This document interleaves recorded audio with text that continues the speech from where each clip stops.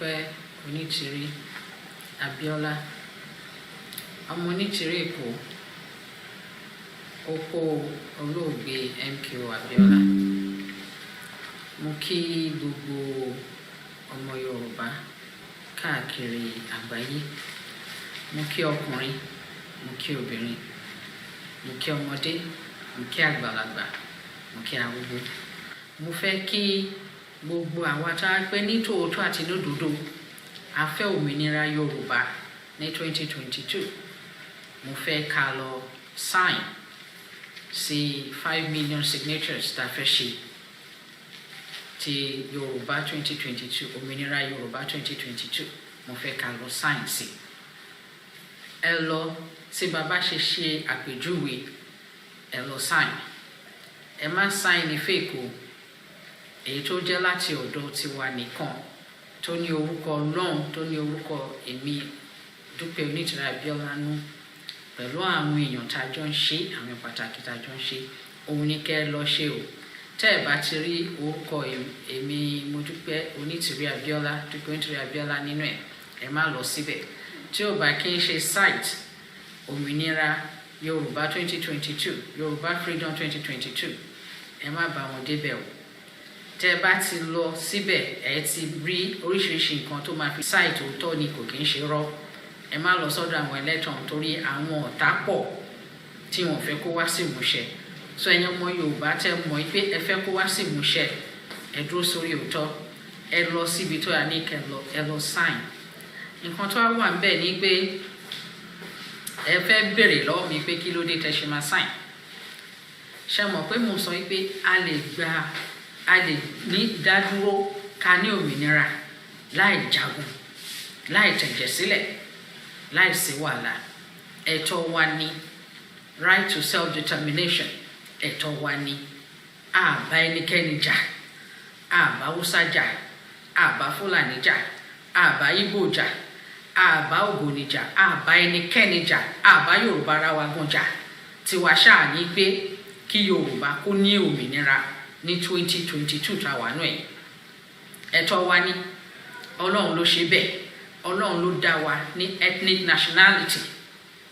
Ó dá wa ní pẹ̀lú èdè kan, ìwà kan, àṣà kan, origin kan, gbogbo ẹ̀ ló dá wa. Ó dẹ̀ fi wá sí àyè tó wù ú láti fi wá sí ní àyè tá a wà ní orílẹ̀-èdè Yorùbá tí àgbáyé mọ̀ sí south western part of Nigeria. Òun ni Yorùbá wà. A lọ bèrè ilẹ̀ ẹnikẹ́ni o. A lọ sọ́dọ̀ ẹnikẹ́ni. Tí ilẹ̀ Yorùbá òun ni. A dẹ̀ fẹ́ kí everybody kó respect the fact that a ní right to self-determination. A fẹ́ kí Igbo, Hausa, Fulani, Yoruba, everybody, the entire world, kó respect right wa to self-determination. And our intention ni láti ṣe peacefully, very, very peacefully, without violence. So ní agbára ti Ọlọ́run, ìgbésẹ̀ ilé ó wà nínú ìgbésẹ̀ tá a máa gbé láti ṣe peacefully. Ẹnu yàn náà ni ọmọ fi sọ nǹkan tó fẹ́. So ayé ò mọ̀ tẹ́lẹ̀, a fẹ́ sọ fún ayé ni, a fẹ́ sọ fún àgbáyé, lọ́kùnrin, lóbìnrin, lọ́mọdé, lágbà, tù òun láti wá sí ìmúṣẹ. Tọ́ bá ti gbóhùn àwa 5 million tá a sign, wọ́n ti rí pé kò kí ń ṣe rọ́, pé a fẹ́ ní tòótọ́ ni. Kò dẹ̀ ń ṣe pé èèyàn kankan fẹ́ fún èèyàn kankan lówó láti àti lódodo, a fẹ́ òmìnira. So a ń láti ṣe voluntarily, láti nú, láti ọkàn wa. So pé èèyàn kan fẹ́ sanwó fún èèyàn kan àbí èèyàn kan fẹ́ fún èèyàn kan lówó, ìyẹn ò ṣẹlẹ̀ o. A ń láti ṣe láti nú wa ni. So ẹ jẹ́ ká ṣe ní kíákíá. Bàbá ṣe wá ṣe kó yára sí, òun náà ni òmìnira yẹn ṣe máa yára sí. Tó ta bá ṣe eléyìí, ìbẹ̀rẹ̀ ìgbésẹ̀ tá máa fi ṣe pé a ṣe referendum ni. Eléyìí ò kì í ṣe referendum. Eléyìí ohun ni petition láti fún àgbáyé pé nítòótọ́ àmì nẹ̀ ó dá wa lójú, a fọkàn sí, a ní ìgbàgbọ́ nínú ẹ̀ wípé Yorùbá máa dá dúró. So eléyìí ló máa bẹ̀rẹ̀ ìrìn àjò tá máa fi ṣe referendum tí a máa fi dá dúró, táyé máa fi mọ̀ pé yes, Yorùbá dá dúró peacefully la máa ṣe, and I expect interference from anybody, from any government, from anybody, because òfin àgbáyé sọ wípé right to self-determination kò gbọdọ̀ ṣe interference láti actualize it. So we expect that nobody will interfere. See our right to self-determination. Yoruba nation. Ominira Yoruba. Independent Yoruba nation. Sovereign Yoruba nation 2022. Bóde ṣe máa rí nìyẹn ní agbára Ọlọ́run. Kí ló bá wa dé bí báyìí? Gbogbo wa la mọ̀ nǹkan tó ṣẹlẹ̀. Mo ti ṣàlàyé yẹn tẹ́lẹ̀ lórí bí àwọn amúnisìn Great Britain ṣe wá sílùú tán sí entity tán pè ní Nàìjíríà. Tó jẹ́ pé ọ̀tọ̀ọ̀tọ̀ ló bá everybody. Yorùbá ọ̀tọ̀, Biafra ọ̀tọ̀, Ogoni ọ̀tọ̀, Nupe ọ̀tọ̀, Hausa ọ̀tọ̀, everybody ọ̀tọ̀ọ̀tọ̀ ni. But for their own economic interest, wọ́n amalgamate everybody without even thinking about the right and the future and the progress and development gbogbo àwa tá wà nínú bẹ̀. So àsìkò ti tó tẹnu wa tá máa fi sọ pé a fẹ́ òmìnira wa. Kí ló gbé wọn débi? Resources. Gbogbo nǹkan tó lọ́n fún wa tó lè dowó tó lè dọ́là. Láti máa continuously máa jí resources wa, wọ́n need power. Báwo wọ́n ṣe get power? Wọ́n lo slavery. Láti maintain slavery, corruption wọlé. Láti corruption, poverty dé. Poverty, underdevelopment. Láti underdevelopment, hopelessness dé. In hopelessness yẹn lẹ ti máa rí divide and rule, ibẹ̀ lẹ ti máa rí fear, ibẹ̀ lẹ ti máa rí suicide, ibẹ̀ lẹ ti máa rí oríṣiríṣi nǹkan tó mú tó ń pa ẹ̀mí àwọn èèyàn dànù. Lẹ máa rí àwọn tó láwọn ṣe ritual lóríṣiríṣi, all sort of things ẹ pé kò yẹ kí ti gbọ́ wà lẹ́yìn. Nítorí náà ẹ jọ̀ọ́ ẹ jẹ́ ká sowọ́pọ̀ kí Yorùbá òmìnira Yorùbá 2022 kó wá sí ìmúṣẹ, kí 5 million yìí kó pé kó dẹ̀ tún lé ní kíákíá. Bàbá ṣe kó yá sí òun náà ní ìrìn àjò yẹn láṣẹ máa tètè délẹ̀ rí sí ní ọdún yìí ní àṣẹ tí Ọlọ́run. Nítorí náà a ní láti reverse ẹ̀ ká gba agbára tiwa padà, which is self-determination tá à ń béèrè fún, kí gbogbo àgbáyé kó recognize kó dẹ̀ respect ká self-determination pé Yorùbá nation ó dúró, so that we have control of our resources. A máa ní agbára lórí resources wa, so that a lè dákun àkúrò lóko ẹrú, a dẹ̀ lè end poverty, corruption, hopelessness, underdevelopment, every evil tí wọ́n ti fi sí orílẹ̀-èdè wa, a lè mú kúrò pẹ̀lú àtìlẹ́yìn tí Ọlọ́run pẹ̀lú agbára Ọlọ́run. Kí gbogbo abiyamọ àgbáyé ẹ jọ̀ọ́ mo bẹ̀ yín ni ẹ bá gba àdúrà sí kó wá sí ìmúṣẹ ní kíákíá. Ẹ ṣé mo dúpẹ́. God bless you.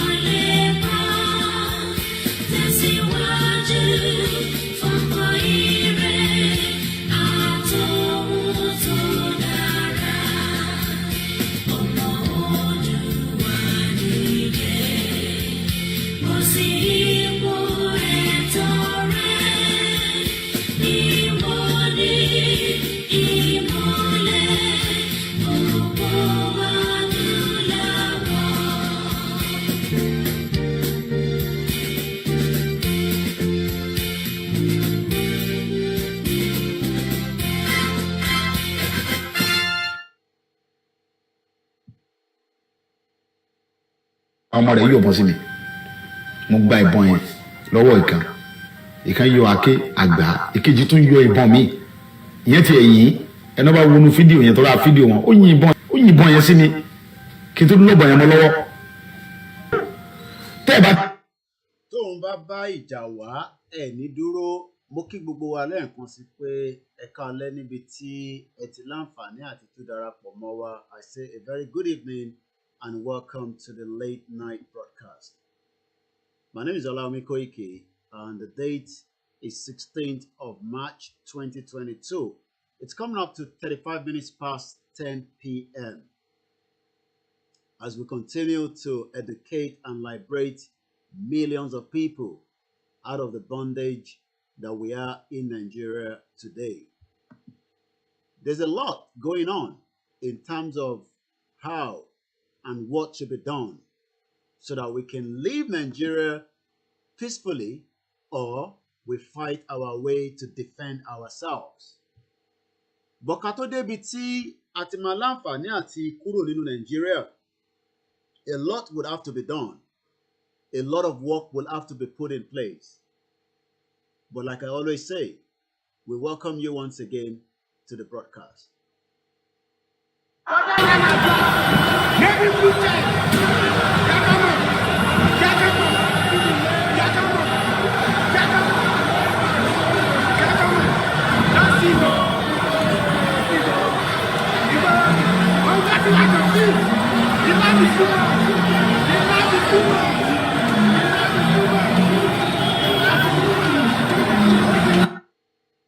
The love is just too much. I say good evening and welcome once again to the late night conversation.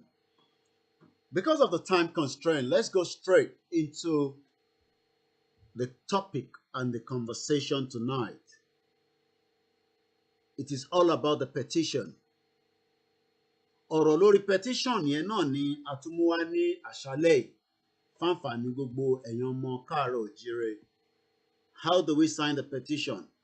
How do we continue to raise more awareness lórí petition tí à ń sọ̀rọ̀ lé lórí? But a dúpẹ́ lọ́wọ́ gbogbo ọmọ Yorùbá káàkiri tí wọ́n ń gbìyànjú lọ́tùn lósì so that we can get that petition to the 5 million as quickly as possible, and that is a job and the responsibility of each and every one of us. Olúkálukú ló máa gbé ìgbésẹ̀. Ọ̀tọ̀ nígbésẹ̀ tèmi máa gbé, òun ni pé ká máa jáde ká máa sọ fún gbogbo ẹ̀yin èèyàn wa pé ǹjẹ́ mọ̀ nípa petition yẹn, ǹjẹ́ mọ̀ nípa link yẹn àtọ̀. Ọ̀pọ̀lọpọ̀ tí ó fẹ́ sign petition tẹ́ ẹ̀ báyìí tí mo link ó máa difficult fún yín láti sign petition yẹn. But nígbà tẹ́ bá ti mọ link tẹ́ fẹ́ fi sign petition, ó máa jẹ́ kó rọrùn fún èmi àti ẹ̀yin. Ẹ má bínú fún gbogbo ẹ̀yin tí ẹ ti ń try láti pè mí bí ṣe máa ń sọ WhatsApp yẹn because of the numbers of calls and numbers of messages. It becomes freeze and it's difficult to get hold of me. But like I always say, we will continue to be here so that we can do a communication between us and you. Ẹ̀yin la máa bá, ẹ̀yin la máa rí, tí kò bá sẹ́yìn kò sáwa. Ọ̀pọ̀lọpọ̀ ló ń gbé ìgbésẹ̀ lọ́tùn lósì. Bọ̀ ká tó máa lọ sínú ètò ti alẹ́ yìí. Lára ìkànnà àwọn tí wọ́n jẹ́ ọmọ Yorùbá tí wọ́n kàn sí wa, wọ́n náà ní nǹkan kan táwọn fẹ́ ṣe látọ̀dọ̀ tiwọn. Àwọn dẹ̀ lọ máa select àwọn tí a máa sọ̀rọ̀ lé lórí. Mo fẹ́ kẹ́ gbọ́ mi dáadáa o. Lára ìkànnà ọmọ Yorùbá lágbàáyé, wọ́n kàn sí KOIKIMEDIA. Wọ́n ní àwọn ṣetán láti gba èèyàn 5 tí ó lè bá wọn ṣiṣẹ́ ọ̀rọ̀ Yorùbá Nation petition for 2 weeks. A job that will be paid. I will tell you the requirements, and I will not be the one to pick those people. Ẹ gbọ́ mi dáadáa o. Ẹni tó náà ń fẹ́ employ ló máa select fún rẹ̀ at random so that kẹ má bàa sọ pé Kóìkì nígbà tó wá sórí ètò tó ní wọ́n náà máa fáwọn kan níṣẹ́, àmọ́ bí ó tún ṣe lọ, àmọ́ bó ṣe jẹ́. Ìtọ́ gbé wá sọ́dọ̀ mi, òun ni mo fi sọ̀rọ̀ lé lórí ká tó máa wọnú ètò lọ.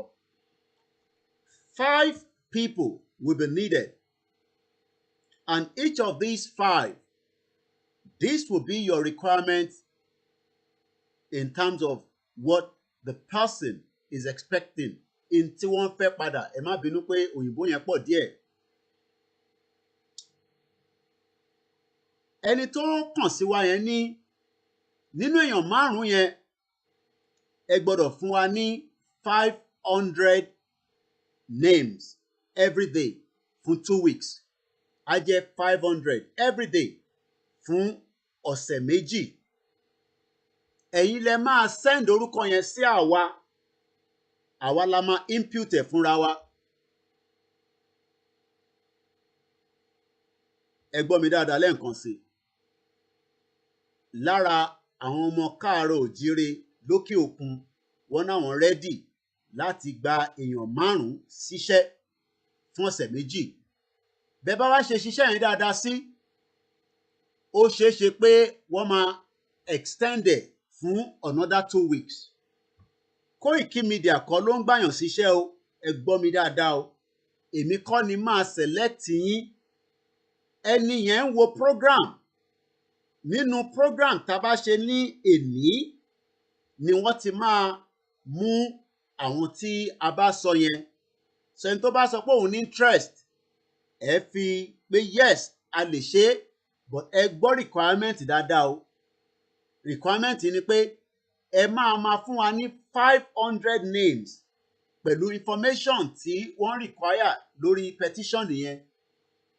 Ẹ wá submit ẹ̀ sọ́dọ̀ KOIKIMEDIA. Àwa la máa impute ẹ̀ fúnra wa.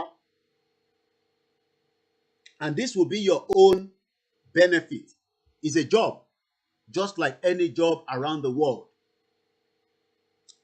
You will be paid 50,000 naira for that 2 weeks. Not just 50,000 naira.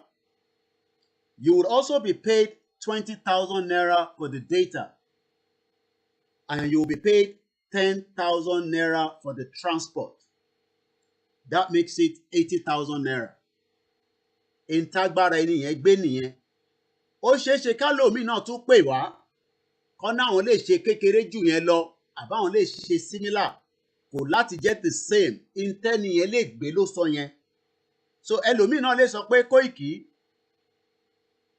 àwọn lè ṣe kékeré bíi 50, 100.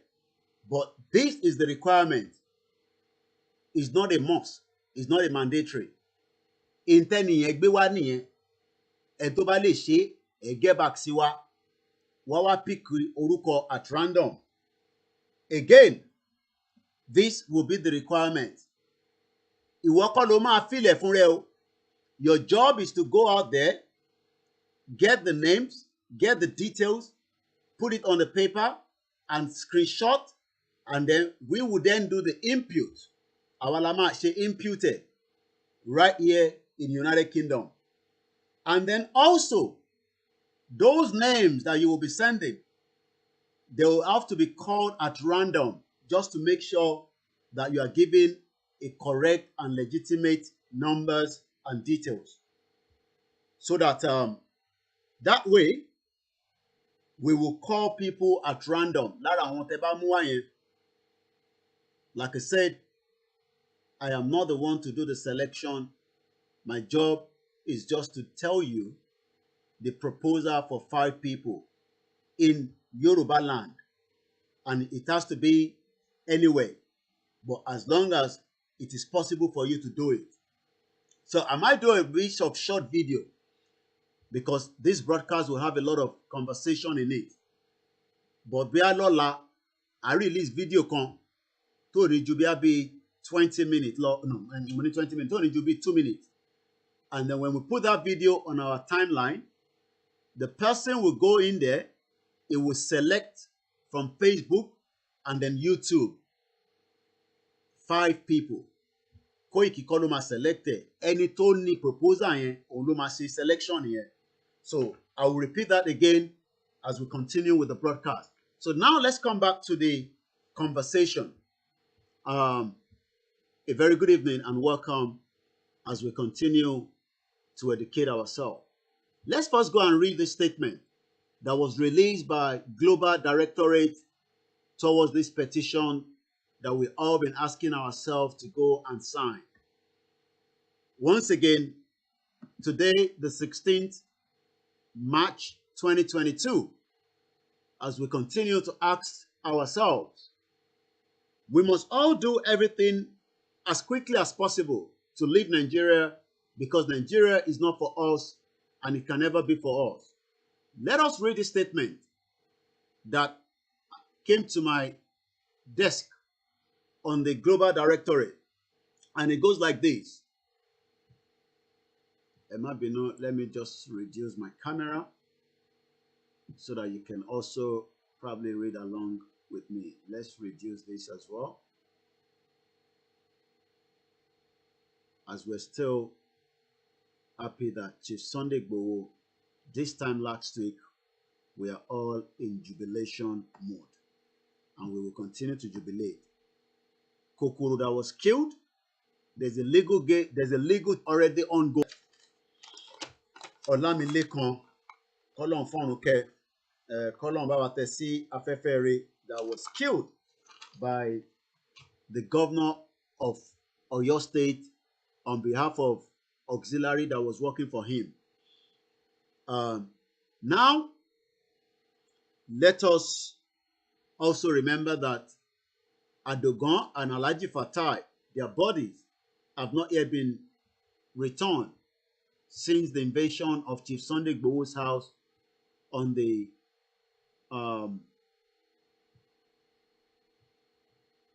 July 1st, 2021. So the two bodies is still with the federal government, and we continue to demand for those bodies. So let me quickly read the statement that we got from Global Directorate. Èdè Gẹ̀ẹ́sì ló fi kọ, èdè Gẹ̀ẹ́sì náà dẹ̀ ni máa fi kà síta, ẹ má bínú.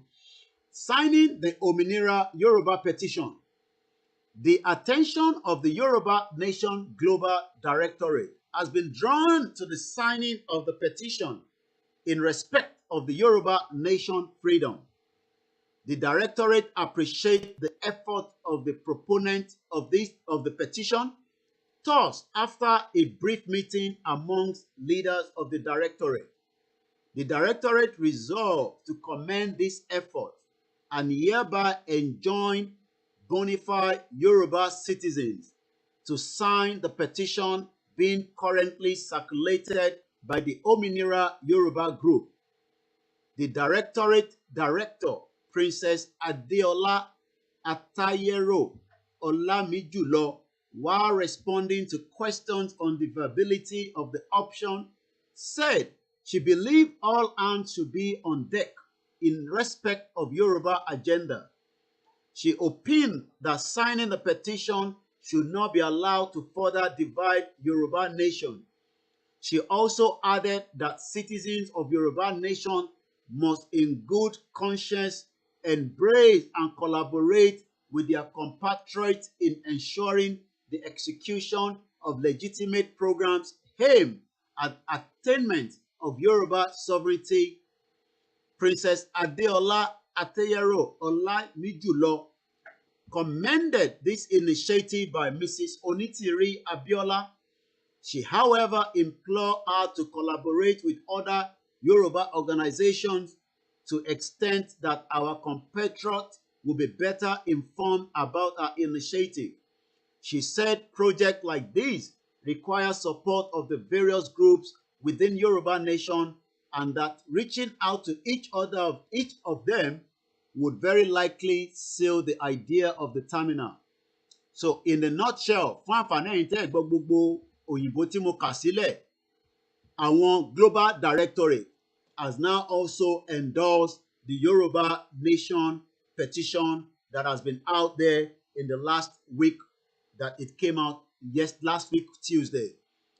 Again, Yoruba Nation Global Directorate, Ominira Ifarasin, has endorsed this petition that we have been signing in the last week.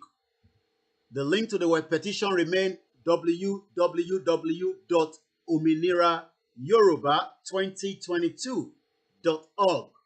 Once again, www.ominilayoruba2022.org. Lẹ́ẹ̀kan sí, Global Directorate, according to the statement that was released, sent to the press, has now also endorsed the Ominira petition. Ìyẹn lọ síbẹ̀. Let's go straight to the good news before I now talk about NINAS, because I know NINAS released a statement, and I'm going to be sending a strong message back to NNAMDI and those on behalf of NINAS that you have no right in any position to discredit the Yoruba petition. If you are not, because ẹ̀yin kọ́ ni ẹ kó gbogbo ọmọ Yorùbá jọ, Ninas does not represent me. Ninas does not represent the Yorubas. Ninas represent their own. And like we always say before, we don't have any problem if anybody does anything to break away from Nigeria. But Ninas, under their secretary and those in charge of Ninas, you have no authority, you have no right to always come out and release a statement to discredit a petition that millions of Yoruba people are already signing. Lẹ́ẹ̀kan sí, send a message back to Tony NNAMDI and those involved in Ninas. I have continuously said before, we don't have any problem with any organization to bring down Nigeria. But you don't come out, and I'm not going to read your statement anyway, but I'm sure some of our people have read your statement. Even calling Mrs. Abiola Onitiri as anonymous, that is very, very rude and very uncalled for by the leader and those involved in Ninas. So many times I have said it on this platform that I don't have any problem even with OMOYELE SOWORE that demands a revolution to break Nigeria. Nigeria is a big elephant and we will break it anyhow we like. But Ninas has no authority to discredit the Yoruba petition that is already out there by releasing a stupid and nasty statement and even calling Mrs. Abiola Onitiri as an anonymous. That shows that Ninas, either you have a different agenda or you probably take your mouth out of the Yoruba people, because since Ilana, which is our own leader, the emeritus Professor Banji Akintoye, pull out of Ninas, I have continuously said that we have no reason and no disrespect or disregard for Ninas, but you have no right to speak against a petition that belongs to us. You don't have to agree with that petition, but you should never discredit such again in the future. And that message goes directly, yes, I mean it, it goes directly to Tony NNAMDI and those of you behind and working on behalf of Ninas. Egbo wa dada, we have not come here to talk against you ever since Ilana pulled out from Ninas. When Ilana was working with Ninas, we were here promoting Ninas on a daily basis. And not just you alone. Everybody believed that that constitution is fraud anyway. So if you think that you want to bring down the constitution to lead us, you are not the leader of any one of us. You don't control us. So listen to us, Tony NNAMDI. You don't control any one of us. You control yourself and those among you as Ninas. You don't have any say in what the Yoruba people do or do not do. So listen to me. My name is OLAMILEKAN. I'm talking directly now to Tony NNAMDI. I call you on this broadcast. Today is the 16th of March 2022. So play your game and bring Nigeria out, whatever you want to do. But don't ever bring your mouth and talk nonsense when the Yoruba people are trying to do what they are doing. That's why I've read this out in English so that you can be able to listen to it and they can deliver the message back to you. This message goes directly back to Ninas and whoever is behind Ninas. Again, I'm not going to discredit you, and I'll continue to tell people if they want to work with Ninas, that is their own cup of tea. Nigeria, as far as I'm concerned, is a big elephant and we must kill it as quickly as possible. Ẹ̀yin tẹ́ bá mọ Ninas dáadáa tẹ́ mọ̀ tán pè ní Tony NNAMDI. Ẹ sọ fún pé kó má gbẹnu sọ̀rọ̀ Yorùbá petition tá gbé síta torí pé tá bá ní kankan ṣe pẹ̀lú wọn òun ò ní right. Ninas do not control Yoruba man. Ninas do not control Yoruba woman. Ninas do not control Professor Banji Akintoye and Ilana. We still continue to give you respect, but make sure you also give us our own due respect. So by releasing a stupid statement and discrediting a petition that is out there and we are telling our people to go and sign it, that shows that, don't let me go beyond what I want to say. So I'm sure you've got the message. Ninas, Tony NNAMDI, just stay clear out of Yoruba people. Continue to fight to bring down the constitution. That one are your own wahala. Make us speak broken English now. That one are your own concern. No be my own concern. If you say, never put your mouth inside anything where Yoruba people they talk about. Because you cannot continue to say that you are in charge and you are the one that will bring Nigerian down alone. No. Keep quiet there. Do your own, make we do our own. God knows best. So go say Jenny.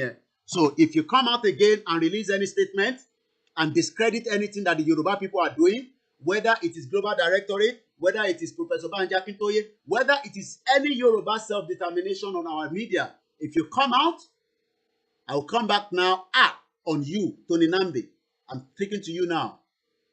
Because you know be the one we go bring Nigeria, but don't ever, ever, ever discredit a petition that we are already telling our people to go and sign. I'm speaking to you now. So that's about that. So message now, another good news, very good news. I can confirm to every one of us that we have now gone to court. Àwọn ìlànà ti gbé wọn lọ sí court, adúpẹ́ fọ́lọ́run.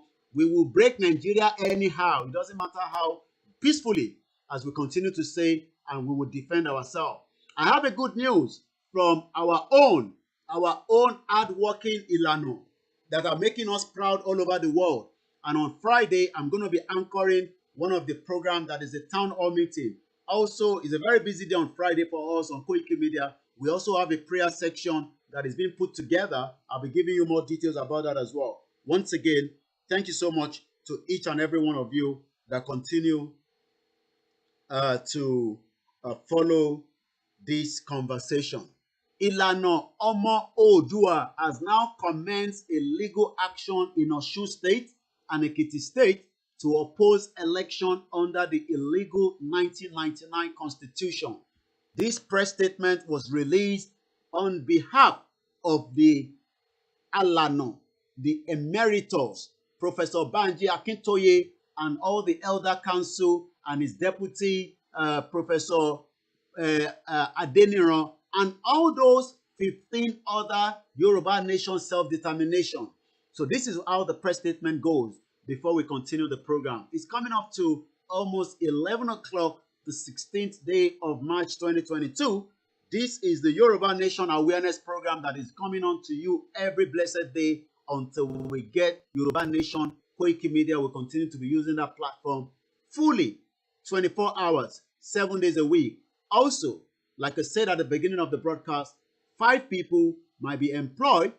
Randomly, they will have to pick you. I won't be the one to pick anybody, and you could be getting up to 80,000 naira for a 2 weeks job.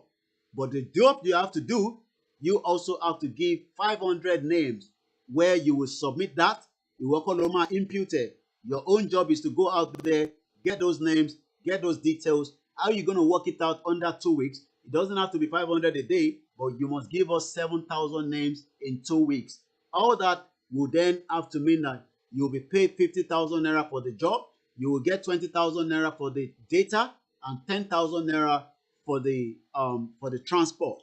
And I'm also told you could be employed for another 2 weeks if the job is done properly. Again, this is not KOIKIMEDIA bringing the job out.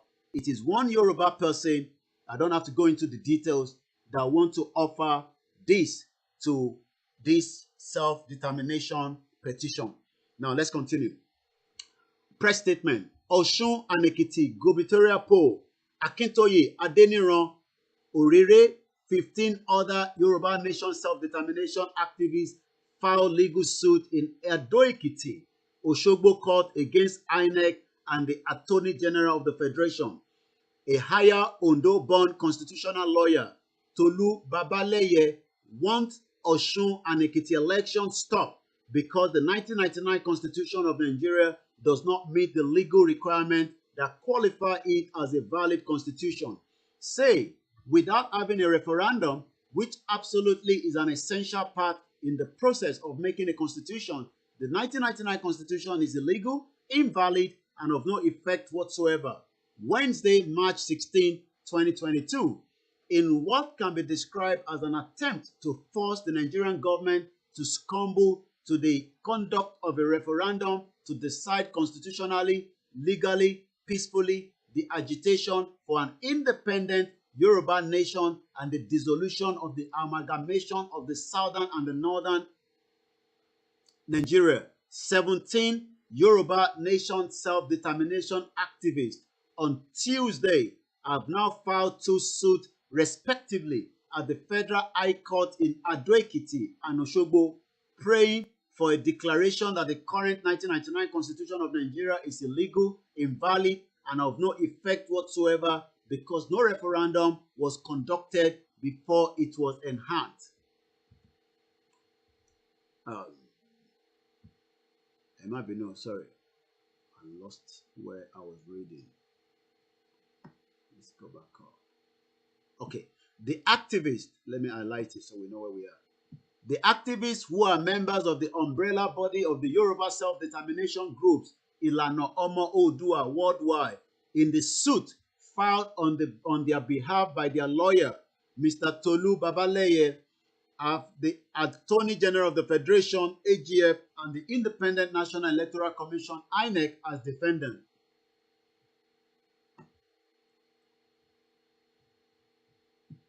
The self-determination activists, led by the leader of Ilana Omo Odua worldwide, Professor Banji Akintoye from Ado-Ekiti, Ekiti State, his deputy, Professor Wale Adeniran from Ile-Ife, Osun State, and Ado-Ekiti-based medical doctor, Chief Bayo Orire, and 15 others are demanding for a total decommissioning of the 1999 Constitution of Nigeria to pave way for a referendum so that the indigenous people of Yoruba land can decide on their nationhood first and foremost.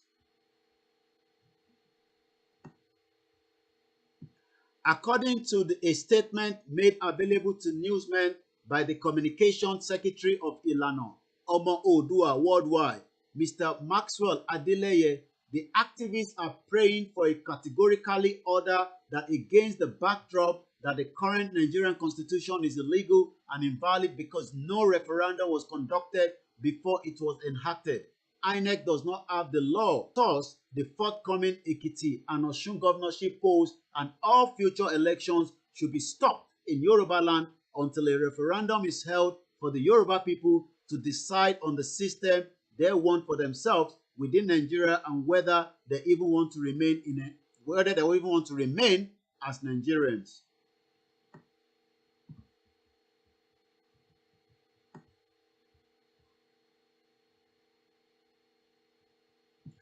We are demanding that, whether by virtual or preamble to the Constitution of the Federal Republic of Nigeria 1999 as amended, which says, "We, the people of the Federal Republic of Nigeria, having firmly and solemnly resolved to live in unity and harmony as one indivisible and indissoluble sovereignty nation under God, dedicated to the promotion of inter-African solidarity, world peace, international cooperation and understanding, and to provide for a constitution for the purpose of promoting the good government and welfare of all persons in our country, on the purpose of promoting the good government and welfare of the person, on the principle of freedom, equity, and justice, and for the purpose of consolidating the unity of our people, do hereby make and give to ourselves the following constitution without having a referendum, which absolutely is an essential part in the process of making a constitution.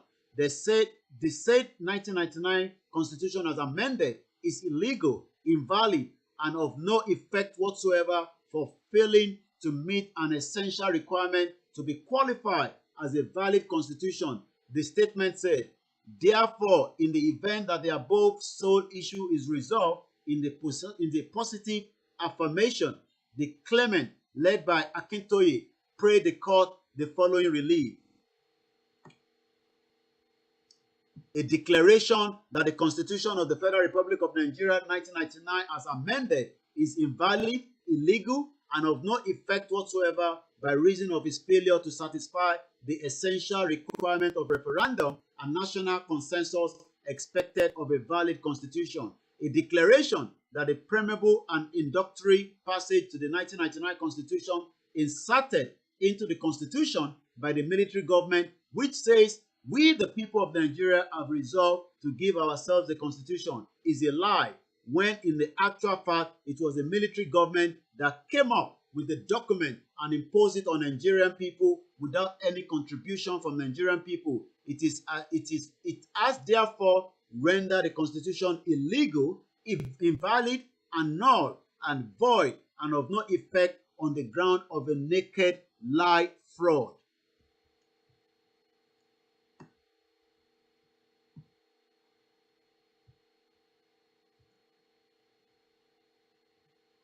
A declaration that no valid elections, whether presidential, governorship, national and state assembly, or councillorship election, can be validly held under the said invalid and fraudulent constitution, as one cannot build something on nothing in law and expect it to stand. A declaration that forthcoming Ekiti State governorship election, which is scheduled to be conducted in June 2022 by the INEC, cannot be validly held under the said illegal and invalid 1999 Constitution of Nigeria.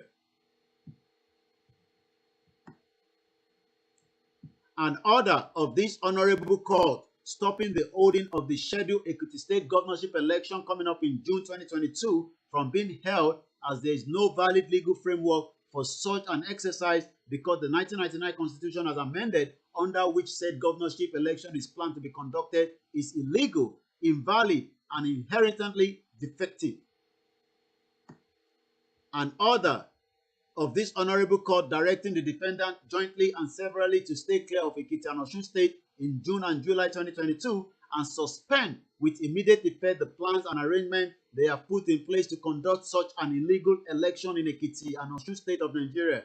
Adeleye said in a statement on behalf of Ilana Omo Oodua worldwide. The group called on all Yoruba people, especially self-determination activists in Ekiti and Osun State, to mobilize themselves and ensure that they are present in court in Osogbo and Ado-Ekiti whenever the cases are called for mention. This is a clarion call to all our people within and beyond Yoruba land that it is time to jettison our personal interest for the overall interest of our land. History and prosperity will never be kind to us if we miss this historical opportunity to salvage our land and restore our stolen nationhood. We must all come out in our large number to show solidarity peacefully and lawfully in support of this cause, because the landmark decision awaits the Yoruba people. He signed Maxwell Adeleye, Communication Secretary, Ilana Omo Oodua Worldwide, today Wednesday, 16th March 2022. So this is a clarion call. Anytime there's going to be a court case in Ekiti and Osun State towards this, we will mobilize every son and daughter of Yoruba land to be present at that court.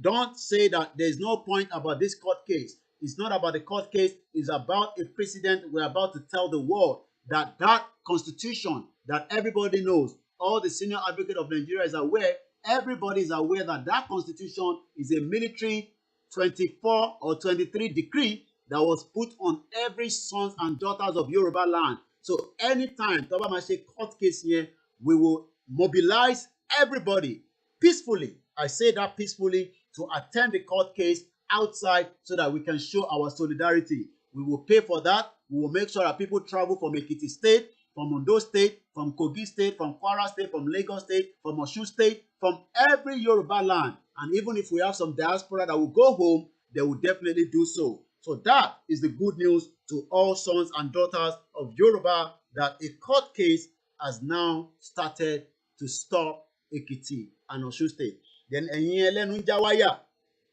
torí pé àwọn kan wà nísìn ẹlẹ́nu ń já wáyà níyìn. Tẹ́ bá ti jáde tẹ́ ti bẹ̀rẹ̀ sí sọ pé yẹn court case ò lè ṣe kankan, Nàìjíríà ló ní constitution.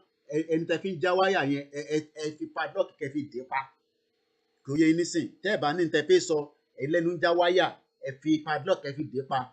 Ṣé rí wọ́n ń pè kankan ní precedent, and we give kudos to Ilana and the team here in UK that put this together. The next one now is the one for the 1914 amalgamation in United Kingdom. But before we can do that, we must also go and become a member, or also continue to support the funding towards the court case of that is also coming up. We must do that as quickly as possible. Gbogbo wa pátápátá, it doesn't matter whether you're living in United Kingdom, it doesn't matter whether you're living in Yoruba land, in America. We must now put out as many as possible people that will then sign £5, £10, support Ilana, so that they can take. This is the document that was sent to court, by Ilana, and we can only appreciate them. You can see that there in the Federal High Court of Nigeria in Osogbo Judiciary. So we're taking the Nigerian government INEC and the Attorney General Federation, the Fulani man, to tell them that we, the Yoruba people, are feeling one in court, because that election is not going to hold peacefully and legally as it's been put together. So, and we will mobilize people each day. There's going to be a hearing in each of those courts. I'm going to mobilize and on along. This time last year, I was in Nigeria, and I'm grateful to that. We have a lot of pictures that every day it pops up at my back end team, and they'll say, boss, or our honorable Mr. Koiki. These are pictures that you took on this particular day. Do you want us to upload it on our social media so that people know that this day last year, this is what we were doing? So these are part of the pictures that was sent to me again today. We are grateful to Baba Akintoye that visited Chief Sunday IGBOHO in his home. And that home was what the government destroyed last year when they came heavily in the middle of the night like armed robber. A government that has the power to come and arrest, to come and do search warrants in the daylight. They didn't come during the daylight, but they came in the middle of the night, nothing more than try to kill Chief Sunday IGBOHO and everybody in the house, until a video was streaming from that house, and they had to stop after brutally, and I say brutally, killing Adogon and also Alhaji Fatai, and their dead bodies was taken away.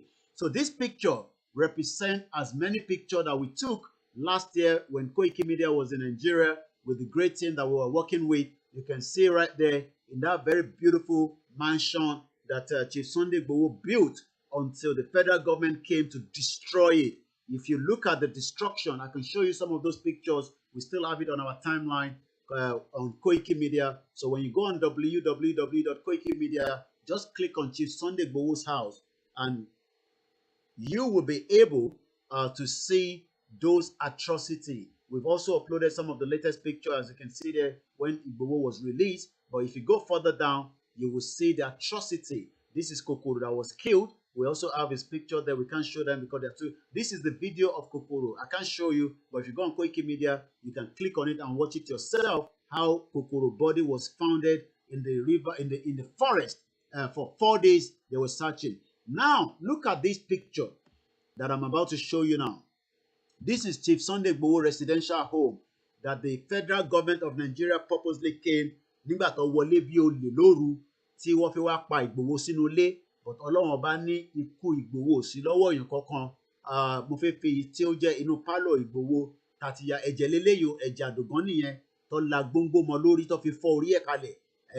Òkú Àdògán nísìnyí àìtí rí níbi tí ìjọba tọ́jú ẹ̀ pamọ́ sí. Kọ́lọ́run kó túbọ̀ bá wa tẹ sáfẹ́fẹ́ rẹ̀. Gbogbo ibi tí IGBOHO ti máa ń gba àwọn àlejò, ìyẹn bàbá wa olóyè Chief Sunday IGBOHO, gbogbo àwọn yàrá, gbogbo mọ́tò kọ̀ọ̀kan, mọ́tò wéyebíye, ẹ wá wo pálọ̀ yìí, kẹ wò sí ibi báyìí. Look at the damage and look at it from here. This is a peaceful home. This is not a military home. This is not a home where we are creating weapons. All the weapon is in Sambisa forest that the federal government knew or know where they are, but the federal government refused to go there and kill the terrorists that are invading the Yoruba land, the Igbo land, and also killing a lot of Hausa people.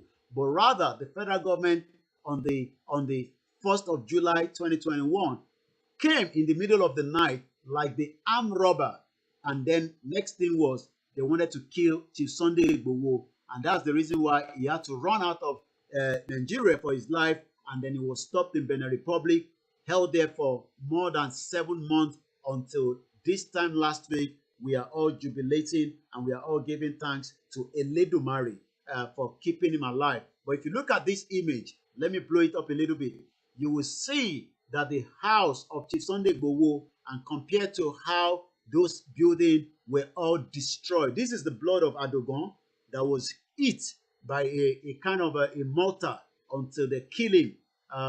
If you look at the damage that was done into IGBOHO's house, you would ask yourself, what offense has Chief Sunday IGBOHO done to the damage of his property? But he keeps saying to me, each time I speak to him, that Koiki, ìwọ ọba má wọrí ààrẹ, ṣèbígbà tí wọ́n bí òun òkúkú ń ṣolówó, òun ò dẹ̀ ń ṣe tálíkà, bí ìgbà tí kò yí àwọn èèyàn ni, pé Ọlọ́run ló ní gbogbo nǹkan. So, and that is why he continued to say, Yoruba nation, no going back. So I just want to see if we can get another image. Look at the amount of bullets. Look at the amount of, weapon, machine gun, mortar, kódà wọ́n tún gbé babaláwo wá, all just to kill Igboho in the house. So go and sign the petition so that we can make sure. Look at the bullets. As many of them, we still have it as evidence, and we will be keeping that as a memory to remember Adogon and Alhaji Fatai, and to also remember 1st of July 2021. Imagine all these killed anybody in the house. Then they would have said it's the unknown gunmen, as the federal government continue to kill so many people in Biafra land, and they will tell you it's IPOB. It's not IPOB. It is the federal government that is killing the innocent Igbo people, committing genocide, committing crime against humanity, and that is why they've hold NNAMDI KANU and they're pinning down OMOYELE SOWORE. So look at this. This is not animal blood. These are the blood of people that was killed in Igboho's house on the 1st of July. And that is why we are saying, go and now sign the petition. There's also a job offer for 5 people to be employed for 2 weeks in return for 7,000 names. That people will be picked at random. KOIKIMEDIA pick one. Do not call me and say I am interested in that job. I'm not the one picking it. The pickup will be done from the social media, where we're going to be putting the details by tomorrow. We'll put the message out, and then you will put your details. Do not put your number. We will just contact you by inbox randomly when the number people have been picked up, and then you will start the job. You'll be paid for the data and the transportation. Then when you have completed the job, you will then be paid, the full amount as well. So remember, you were able to submit 7,000 names within 2 weeks. If you're able to do that, there's tendency that you'll be able to get more job offer. If you understand that, then we'll be putting that information. So these are part of the pictures that we took this time last year. That myself and the emeritus Professor Banji Akintoye, like I said, when he visited Chief Sunday Igboho's house on the 16th of July, on the 16th of March last year. So we continue to say thank you very much. Now let's come back to this Ominira. What are your challenges? We want to deal with the challenges. We want to deal with the problem again tonight. Because of time constraint, we will not be able to mention names and names, but I know that we have a lot of people that are over the world. For whatever reason, you are probably not sure whether you have submitted it or not. But sure, you can always try your details again. And when you try your details again, this will be, excuse me,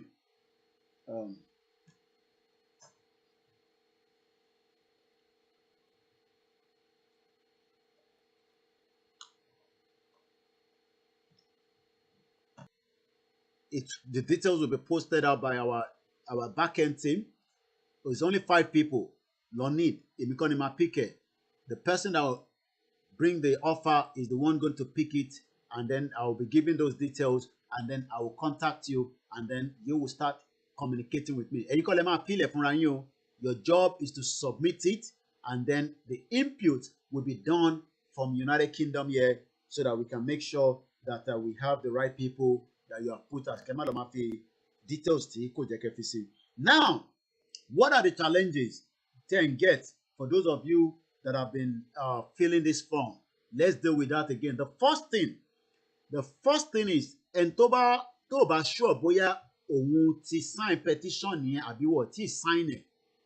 Ẹ lè tún lọ sign it again, but tẹ́ bá ti fi details yín sí, tẹ́ bá click submit, ó máa sọ pé oops, phone number already existed. That means pé ẹ ti sign yẹn. That means pé number tẹ́ fẹ́ fi sign again ó ti wà registered. Ẹ gbọ́ mi yé dáadáa o. Tẹ́ bá ti lọ sign petition yẹn, bóyá ẹ ti sign ẹ̀ ní last week, ẹ wá wò pé ó dà pé fún ìdí kan àbí ìdí kejì, ó dà pé ẹ sure bóyá ó lọ àbí kò lọ, àbí bóyá ẹ sign èèyàn kan, àyí tí ẹ dẹ̀ ń sọ pé gbogbo ẹni tó wà lórí contact yín la kàn sign, ẹ má kàn sign gbogbo ẹni tó wà lórí contact yín, ẹ make sure pé àwọn tẹ́ ń sign yẹn wọ́n wà aware, ẹ pè wọ́n, kò cost yín anything. Ẹ lè send message sí yàn kẹ́ sọ fún wọn pé ǹjẹ́ ti gbọ́ nípa Yorùbá petition, ẹ wá béèrè pé ṣé kí n bá yín sign ẹ̀, dàn pé kẹ́kọ̀ọ́ máa da gbogbo detail, because I don't know how you tẹ́ bá náà sign gbogbo èèyàn tó wà lórí petition tó wà lórí phone yín, the question tí màmá bí ni pé báwo lẹ ṣe mọ state wọn tẹ bá tẹ mọ state wọn báwo lẹ ṣe mọ age wọn tẹ bá mọ number wọn kò mí pé mọ state wọn dẹ mọ age wọn. So let us always remember that if it has to take you some time tó bá máa gbà yín ní ìwọ̀nba díẹ̀ bí a kẹ́ fi pe àwọn èèyàn bíi mẹ́rin èèyàn mẹ́wàá ó depend on èèyàn mélòó tẹ bá lè pè lójoojúmọ́. Ṣé ti gbọ́ nípa petition yẹn a ti gbọ́ but kò yé wa ó dà kò yé yín èmi lè bá yín sign ẹ kàn fún mi ní ọjọ́ ìbí yín àti state yín dàn pé kẹ́kọ̀ọ́ lọ sórí contact ẹ bẹ̀rẹ̀ sí dá wò sórí rẹ̀ kẹwàá sọ pé ẹ ti sign petition. It doesn't work like that.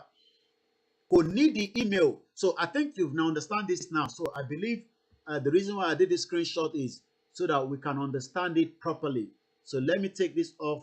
Let me now do it again. Let's do it live and see whether the same details will happen. I'm aware that the figure is not showing.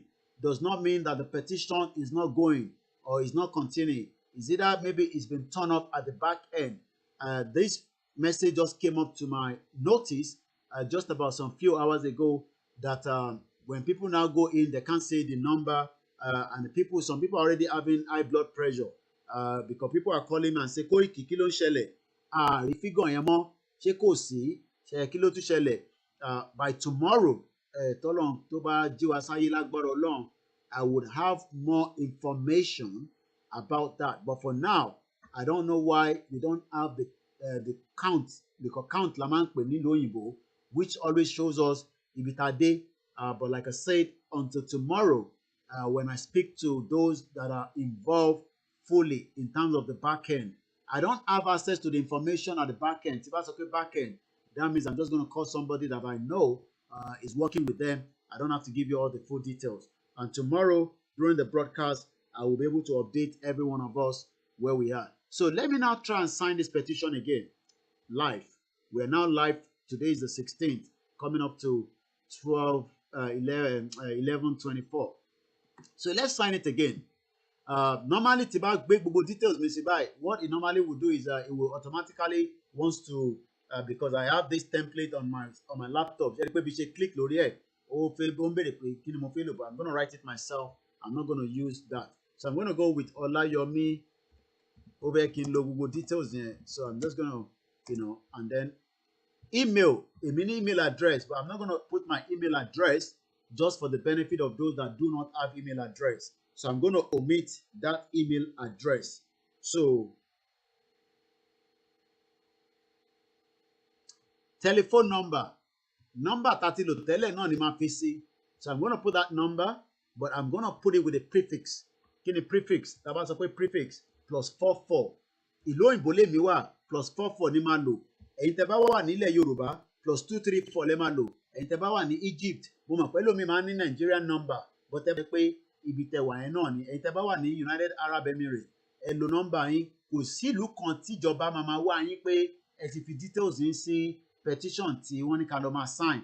All over the world, ìjọba kankan ò léèyàn kankan mú. Okay, jẹ́ your email address yẹn kúrò mọ̀ reason to say because automated ni bí ṣe ń fi details yẹn sí ló ṣe sáré fi sí. Mo ti yọ kúrò. So ìjọba kankan ò ní access láti stop èèyàn pé kó má sign petition. Ẹ̀yin tẹ́rù ń bà yín tẹ́ wà ní diaspora, ẹ má jẹ́ káyà yín já. Bó bá jẹ́ pé ò níwèé ní London, wọ́n ní kó má sign petition. Eléyìí ò ń ṣe immigration, kò ń ṣe pé immigration máa wọ́ ẹ káàkiri. Ẹ̀yin tẹ́ bá wà ní America, tẹ́ ẹ bá tì ní ìwé, Ọlọ́run á bá mi ṣèwé fún gbogbo yín. Ẹ má bẹ̀rù, ẹ sign petition. Ẹ̀yin tẹ́ wà ní Canada, tẹ́ ẹ níwèé, ẹ sign petition. Ẹ̀yin tẹ́ wà ní Nàìjíríà náà, tó fẹ́ gba visa, tó fẹ́ sá lọ, tó fẹ́ jápa, Ọlọ́run á bá ń fún ẹ ní visa tó máa fi jápa. Tàbálẹ̀ ti gba Yorùbá nation, wọ́n á máa padà bọ̀ ńlé. Ìyàn mean anything. Ìyàn sì lè sá lọ náà nítorí pé Nàìjíríà ó ń gbóná lọ́wọ́lọ́wọ́ báyìí. Inflation is about 15.7%, but èmi mọ̀ pé ó ti wà ní 100% ní inflation Nàìjíríà because gbogbo nǹkan ló ń wọ́n gógógógógógó bí ojú ẹja Titus. Ìyẹn gan ọ̀rẹ́ ẹja Titus jẹ gan mọ́ ní Nàìjíríà báyìí. So now a ti fi nọ́mbà sí, mo ti fi orúkọ mi sí. Kò ń ṣe dandan ní kẹ́ lo gbogbo orúkọ yín. Àwa ọmọ Yorùbá, ìran ọmọ aládé, a máa ń fi a ní orúkọ púpọ̀ tọ́lọ́run fi kẹ́ wa. Mo lè fi Ọláyọmí Ọlákúnlé sí, but mo ò fi Ọlákúnlé sí. Ọláyọmí nìkan ni mo fi sí. So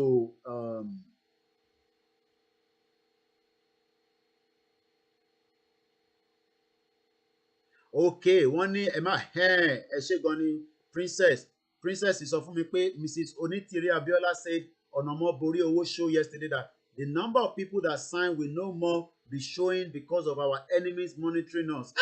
Ṣe rí i pé ìyá yẹn lọ́pọlọ tó pọ̀ rẹpẹtẹ àfi kọ́ lọ́n túbọ̀ kó bá wa dá ìyá yẹn sí dáadáa. She said that wọ́n ní tó ẹ̀ pé ìbò lọ dé tó bá ti dé 5 million á máa dà wọ́n lágbónú ní ìyẹn kan dẹ̀ ní dà wọ́n lágbónú. Yorùbá máa dá dúró, Yorùbá máa lọ pẹ̀lú ìrọ̀rùn. Àwa kọ́ la sọ, Joey kan ló sọ, gbogbo tá a bá sọ, Elédùmarè ló ń sọ, Inshallah ló ń sọ, Jésù Kristi ló ń sọ, Buddhism ló ń sọ, Hindu ló ń sọ. Tó o bá believe nínú gbogbo yẹn, ìwọ má worry. Èyí tí wọ́n believe yẹn ni kí wọ́n gbájúmọ́, má gbájúmọ́ tẹ̀sìn ẹlẹ́sìn, má sọ pé torí òun ṣe Yorùbá nation kó máa tutọ́ sáwọn ẹlẹ́sìn tó kù rárá. Ìyẹn kọ́ látorí ẹ̀ ń sọ pé a fẹ́ Yorùbá nation. Tẹ bá ti ń pè ẹlòmíì ó ti ń wá bó ṣe fẹ́ bú Kristẹni Koiki àwọn ṣọ́ọ̀ṣì yẹn ò dá ìyẹn kọ́ la bá wá àti mọ̀ pé àwọn ṣọ́ọ̀ṣì yẹn ò fi sọ̀rọ̀ Yorùbá nation but a bá gba Yorùbá nation tán náà gbogbo alájọ máa wà nínú ẹ̀ but àwa ta máa kọ́kọ́ jàǹfààní ẹ̀ òun ni 5 million yẹn tó bá di 5 million náà gbogbo ẹni nọ́mbà tó bá kọ́kọ́ sign ẹ̀ gbàrà orúkọ gbogbo àwọn máa fi sórí museum ẹ máa wo pé báwo ló ṣe fẹ́ kọ́ ara iṣẹ́ táwọn kan máa gbà nìyẹn ẹ̀yẹn má wọ́ọ̀rì nípa yẹn ẹ jẹ́ ká continue now ọkùnrin lèmi ní bíbá mo ti fi méèlì sí mo kì í ṣọbìnrin ọjọ́ mi ọjọ́ ìbí ọjọ́ orí age 44 màá yọ Tottenham yẹn kúrò bí kọ́mọ̀ mọ́rí tó ṣe fi Tottenham sí Tottenham kì í ṣe ilẹ̀ Yorùbá ilẹ̀ Gẹ̀ẹ́sì nìyẹn màá wá fi Ogun State sí so now tí bá wá kílíkì ṣé gbogbo ilẹ̀ ń rí ẹ kàn sọ pé yes tẹ bá rí gbogbo ta fíìlì yìí ẹ sọ pé yes tó bá yẹ pé ẹ bá rí mo ti increase the front yẹn díẹ̀ sí mo ti fi sí 150 èmi náà ti ń lo ìgò bíi ti Mayegun General báyìí àtàwọn ìyá wa tó ń lògò bọ́ọ̀ tí ó ń jẹ́ kí n máa rí gbogbo nǹkan gbogbo ẹ̀ tóbi wà ní wọ́n nítorí pé Koiki òun pẹ́ lórí kọ̀ǹpútà ẹ̀ torí ojú ẹ̀ kò sí nǹkan kan tó ṣe but just for prevention is better than cure. Ṣé gbogbo yín lẹ rí èèyàn kan péré ló sọ pé yes o bàbá wa Ayọ̀délé nìkan ló sọ pé yes torí pé a lè máa pariwo ká máa sọ̀rọ̀ tí a ti ń pariwo gbogbo yín mo fẹ́ kẹ́ ẹ sọ pé ẹ rí àwọn tó wà lórí YouTube àwọn ò rí àbí ẹ̀yin sùn ẹ ṣe jàre ìyá mi Fúnkẹ́ gbogbo yín náà mo kúkú ń ka kọ́mẹ́ǹtì yín sẹ́yìn tẹ́ wà lórí Instagram sẹ́yìn ò rí ni sẹ́yìn náà ti sùn ni kò sọrun fún gbogbo wa o kò sọrun fún gbogbo wa àfẹ́dùgbà tá a bá délẹ̀ lérí wa tá à ń lọ torí pé àwọn Fúlàní náà bá ṣe ń plan làwọn náà ń plan àwọn lè má sọ tiwọn síta torí pé iṣẹ́ ibi ló ń ṣe bí òru ló ń rìn iṣẹ́ ibi làwọn máa ń ṣe so ẹ̀yin tẹ́ wà lórí Instagram ẹ̀yin ò rí àbí ó dà bẹ́ẹ̀ kíkọ́ náà kó ṣàánú wa ẹ tún bẹ̀rù pé bí a tẹ bá sọ pé yes ìjọba máa gbé yín Buhari ò mà ráyè tí yín Buhari wà London tán tọ́jú ní ìyá wa ẹ kúnlé mo jẹ́rìí àwọn ti Texas ẹ̀dà ẹ̀ṣẹ̀ gan ni dámísí pé gbogbo yín náà lẹ́ ń tẹ̀lé wa lẹ́ẹ̀kan sí nígbà tá a ti eléyìí nísìn akọ̀fẹ́ confam pé ṣé Koiki ti ṣéyàn lè sáìn lẹ́ẹ̀mejì ò lè sáìn lẹ́ẹ̀mejì o ẹ̀ǹkan náà ló lè sáìn but tẹ bá wá fẹ́ sure pé tẹ bá wá fi sí kò mí ìpò máa nullify tẹ ti fi sí tẹ́lẹ̀ ó kọ̀ máa sọ fún yín pé irọ́ àti sáyìn ilé tẹ́lẹ̀ ẹ ṣé gan ni ìyá mi Sarah gbogbo ẹ̀ tẹ̀ ń fún wa ládùúrà àdúrà yẹn náà ni ó ń tì wá lẹ́yìn torí pé ọpẹ́ ló ń jẹ rẹ̀ ká máa dúpẹ́ fún ni tó bá sọ fún mi pé ká má dúpẹ́ gẹ́gẹ́ bíi ti àwọn kìrìsìtẹ́nì irọ́ lẹ pa a máa dúpẹ́ tó bá ní ká má dúpẹ́ bíi tàwọn mùsùlùmí irọ́ lẹ pa a máa dúpẹ́ tẹ bá ní ká má dúpẹ́ àwọn oníṣẹ̀ṣe kódà bó bá ní ká tẹ̀jẹ̀ sílẹ̀ ká pẹran a máa pẹran kó bí yàn kí gbogbo ẹ̀ kó ṣe kó tùbà ẹ̀yin mùsùlùmí ẹ kú palẹ̀mọ́ ọdún ẹ kú palẹ̀mọ́ àwẹ̀ bàbá wa ṣífù mọ́mi ilẹ̀ Yorùbá ló máa sọ fún wa nígbà tá a máa bẹ̀rẹ̀ àwẹ̀ àdúró fún ṣókótó kankan mọ́ láyé bàbá wa ṣífù máa ń ṣe ń gbọ́ mi ẹ lọ́ọ́ máa prepare ilẹ̀ máa sọ fún gbogbo ọmọ Yorùbá pé ìjọba ìláwẹ̀ máa bẹ̀rẹ̀ àwa la máa announce ẹ̀ àwa náà ti ní mídíà tiwa àdúró de mídíà for 19 location 9 mọ́ bàbá wa ṣífù máa ilẹ̀ máa sọ fún wa pé àwẹ̀ máa bẹ̀rẹ̀ báyìí àwa la rí tí ó ṣù àdúró de caliphate kankan mọ́ caliphate kan ló máa control wa so bó ṣe jẹ́ nìyẹn now just to quickly go into it torí a máa open ojú òpó ká tún lè gba ìpè ó ṣeé ṣe kí WhatsApp yẹn máa ṣe ségesège we are trying to see how we can manage it because throughout today mo tẹ̀ rí lò rárá gbogbo messages táwọn èèyàn kàn ń send mo kàn ń rí ní mo gbọ́wọ́ bí bá gbọ́wọ́ lè kò open àmọ́ tó ṣẹlẹ̀ now a máa click submit ṣe gbọ́ nǹkan tó sọ okay ó kọ́kọ́ wá ó sọ pé oops invalid email nítorí pé mo ò fi email sí bọ̀ kò mí pé kò ní lọ tí bá wá click OK ṣé gbogbo yín lè rí nǹkan tó kọ yẹn nísìnyí ká tó click OK ṣé gbogbo yín lè rí ibi tó sọ pé oops invalid email so tẹ́ bá ti rí mẹ́sẹ̀gì báyìí a kàn máa click OK ni ṣé gbogbo wa la rí tó sọ pé oops invalid email ṣé gbogbo wa la rí yẹn náà OK Babátúndé Adéyẹmí sọ pé àwọn rí yes ta ló tún rí yẹn náà ẹ ṣé gan nìyá wa Ọ̀jọ́ra Elizabeth ta ló rí yẹn náà mò ń dúró ni o mò ń dúró fún ẹ̀yin èèyàn wa kí n tó click OK àwọn èèyàn máa ń sùn lórí broadcast ní kẹ ṣé orúnkún wa ni a máa jẹ gbèsè báyìí OK yes because àwọn problem tá à ń rí lélẹ̀ tá a bá dẹ̀ rí problem tá a bá wá solution sí a lè rí 5 million oops invalid email intercom máa ṣe ni pé ẹ kàn click OK ṣe wá rí i pé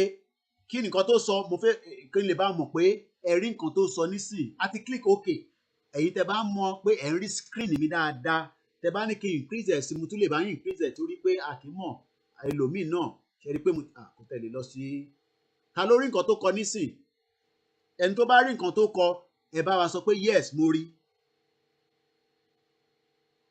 ẹnìkan sọ pé no kí lẹ́yìn sọ pé no sí èwo lẹ́ ń sọ no ṣé fóònù tọ̀nà sọ́bẹ̀lẹ̀ ń lò ni ẹ má bínú mo ń ṣàwàdà ni o ẹni tó bá rí nǹkan tó kọ mo fẹ́ kẹ́ bá mi kọ síta lódindi n tó kọ nísìnyí mi ò ní sọ síta mo kàn fẹ́ mọ̀ bíyá àwọn èèyàn rí ẹ kọ ní gbogbo wọ́ọ̀dì yẹn ẹ lè omit òmìnira Yorùbá yẹn bọ̀ ní tó wà nísàlẹ̀ mo fẹ́ kẹ́ bá mi type ẹ̀ jáde mo ò lè increase the front yẹn mọ́ nísìnyí kò allow mi kí n increase ẹ̀ a lè increase ẹ̀ mọ́ ẹ má bínú mo ń try láti increase the front yẹn but kò lè increase because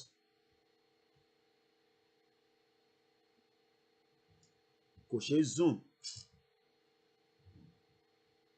ẹ̀dàn pé kò ń ṣe ìgbà tẹ́lẹ̀ tí ra láptọ̀pù mi fún wa ó wáyé pé láptọ̀pù mi nísìnyí máa fọwọ́ mi zoom ẹ̀ technology ti débẹ̀ àti ní kẹ́ dáwó fún Kóìkì ká ra láptọ̀pù gidi mi so ìtàbá níyẹn náà la máa manage so kí ló kọ síbẹ̀ ni mo fẹ́ mọ̀ Adékúnlé ṣèbí tv ńlá lòún lò nínú ilé ẹ tó fẹ́ kí n máa pè sórí show ni kí ló kọ sísàlẹ̀ lábẹ́ òmìnira Yorùbá 2022 yẹn ìyẹn mo fẹ́ kẹ́ bá mi kọ síta kí ló kọ síbẹ̀ èmi lè kà bọ̀ àwọn tẹ́ ń wo mo fẹ́ kẹ́yìn kọ síta ni èèyàn kan ní number already registered ok kò ń ṣe exactly n tó sọ nìyẹn but idea náà ni n tó kọ síbẹ̀ gangan mo fẹ́ kẹ́ kọ síta bàbá wa Timothy ẹ̀yin ti pass Ọlọ́run jẹ́ kí gbogbo wa pass amadélẹ̀ lórí a ní àlè bold nǹkan mọ́ bàbá wa ní phone number already existed n tí mo fẹ́ bàbá mi Fẹ́mi Adéyẹmí sọ pé hoops phone number already existed bàbá wa Daniel sọ pé hoops phone number already existed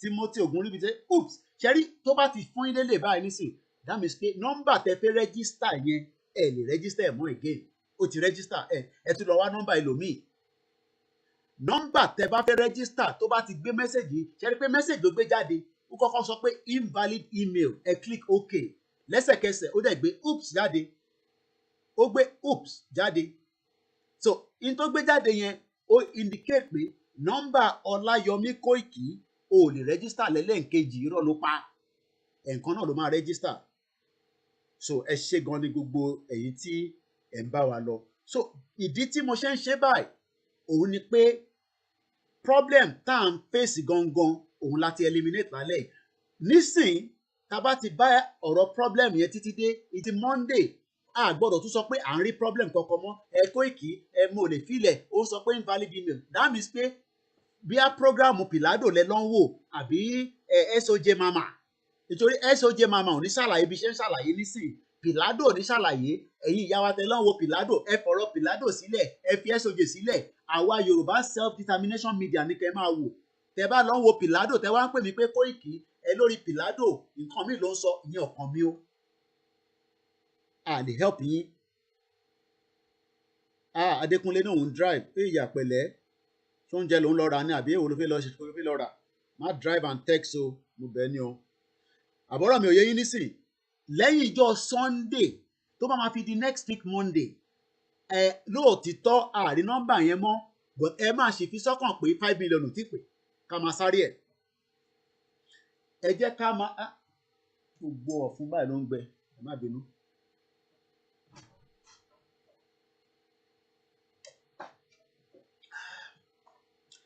lẹ́ẹ̀kan sí ẹ má lọ jó Zazu, ẹ fi Zazu sílẹ̀, Zazu wà okay.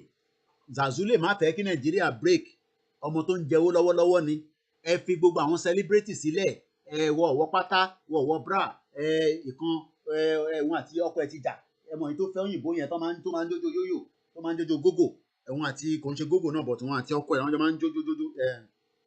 So àbọ̀rọ̀ mi ò yé nísìn, in tó kan ọmọ Yorùbá nísìn òun lọ̀rọ̀ Yorùbá nation petition. Now tó bá tún di ọ̀la màá tún ṣe the same thing. Tó bá máa fi díjọ́ Sunday tíyàn kan bá tún wá ń pè níjọ́ Monday, á jẹ́ pé tó bá dẹ̀ di màá ṣe short video náà ní ìgbà tí bá ní time between now and Sunday tí kò ní ju àwọn fídíò 1 minute lọ. Màá show gbogbo kìíní oops bí bá ṣe ń sọ̀rọ̀ màá máa record ẹ̀, màá wá share síta.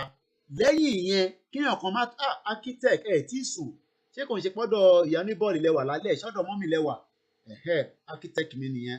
Mo ní dárúkọ wọn torí bẹ́ẹ̀ lómi má lọ máa wò wọ́n pé ọ̀dọ̀ ìyá ní bọ́ọ̀lì báyìí, torí pé wọ́n lọ sọ́dọ̀ ìyá lámàlà níjọ́ kan, ọmọ ìyá lámàlà wá fẹ́ gbé sí wọn lọ́yìn, ó fẹ́ gbé nǹkan sí bàbá lẹ́nu, bàbá bá sá lọ pé màmá kó bá mi, ìyàwó wà nílé. Àwọn dádì tó dá nìyẹn. Àwọn ẹ̀gbọ́n kan wà ní diaspora nísìn, àwọn ò fẹ́ kí Nàìjíríà break torí àwọn ọmọ kéékèèké tó lọ ń bá sùn tó bá lọ Nàìjíríà. Wọ́n wà báyìí nísìn, wọ́n ti ra tíkẹ́ẹ̀tì èwo ló fẹ́ lọ ṣe nísìn bí i Easter, ẹlòmíì ọdún Ramadan tó ń bọ̀ nísìn, wàá lọlé gbogbo àwọn ọmọ tó yẹ kó wà nú àwẹ̀, wàá wá bọ́ ṣe fẹ́ bá wọn sùn, wàá fún wọn ní $10 $20, wàá promise wọn l'Amẹ́ríkà. Àwọn I love Nigeria from US, I love Nigeria from Canada, I love Nigeria from United Kingdom, I love Nigeria from Dublin. Àwọn bàbá òṣì, àwọn ẹ̀gbọ́n burúkú ọ̀pọ̀ London kò ń ṣàyìn tí ẹ̀ ń wò wá o. So now àárín yẹn ti yé wa nísìn, a ti get it right níbẹ̀ yẹn. Nígbà tá a bá dẹ̀ ti get it right, now how do we get people to get into that link? Ẹ jẹ́ kí n ṣe nǹkan kan, ẹ jẹ́ kí n lọ open Blackboard. Ẹ mọ̀ pé Blackboard wà náà lórí software yìí, kò sí nǹkan tí kò sí lórí ẹ̀kọ́ lọ́wọ́ jẹ́ ìmọ̀ kò ṣọ̀wọ́n. Ok, ṣọ̀wọ́n lè ṣá. A fẹ́ kọ kíní ẹ̀ jáde nísìn, mọ̀ ń bọ̀, ẹ jẹ́ kí n change color mi tì yìí. Ìgbà míì kẹ̀rẹ́ ó dẹ̀ lè lọ freeze system tá à ń lò yìí. A fẹ́ kọ́ra wa ní abidi lálẹ́.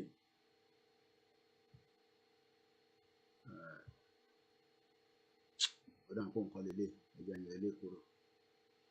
Kíní kan wà nínú software yìí tó dàbí bíi Blackboard. Níbo ló wà báyìí tí màá fi, ẹ má bínú, mo mọ̀ whiteboard, ọmọ àlè lòyìnbó, kí ló ṣẹlẹ̀?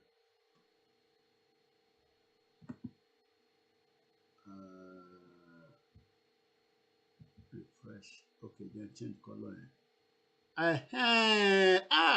Ṣé gbogbo yín rí?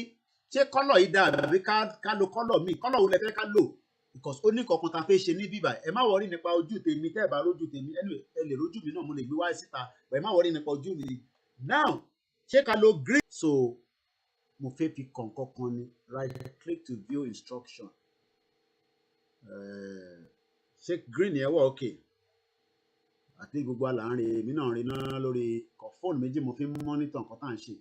Now mo fẹ́ bọ̀ okay, ètò máa ṣe nísìnyí mo ti rí, ẹ jẹ́ n train irọ́, refresh, blue, wọ́n ní ká lo blue, okay, àwọn ẹ̀gbọ́n wa kan ní ká lo blue, ṣé blue ló dára? Ẹ jẹ́ ká lo, ṣé blue yìí dá? Ṣé ká lo blue? Ṣé blue ló dá? Ẹ̀yin tẹ́ jẹ́ teacher ẹ sọ fún mi, a fẹ́ kọ www.ominira2022.org. Mo fẹ́ fi sọ fún yín bó ṣe rí tẹ́ bá ń type ẹ̀ sínú Google search engine àbí Safari àbí Internet Explorer. Ẹ̀yin tẹ́ jẹ́ teacher, àṣà ni teacher ní bíbá yẹn kan tí ní green yẹn wà okay. Ẹ jẹ́ ká lọ lo green yẹn. Wọ́n ní green yẹn dá. Ẹ jẹ́ ká lo green. Ìta máa wá ṣe ni pé ìta máa fi, wọ́n ní green yẹn dá. So ìtí mo láti wá ṣe nísìnyí ni ìta fẹ́ fi kọ́lé lórí yẹn.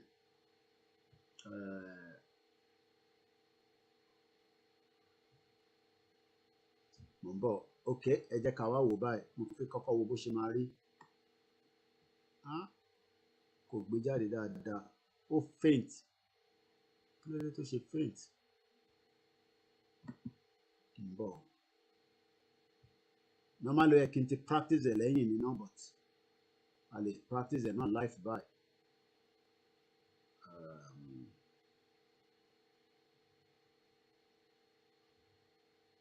èyí tá a tẹ̀ fi kọ́lé lórí nísìnyí mo tẹ̀ ń wá òwúrọ̀ lórí ẹ̀ mo ní láti mọ reason tí kò ṣe because èmi ń rí but ó faint gan so ìsídà kó jẹ́ pé mo ń bọ̀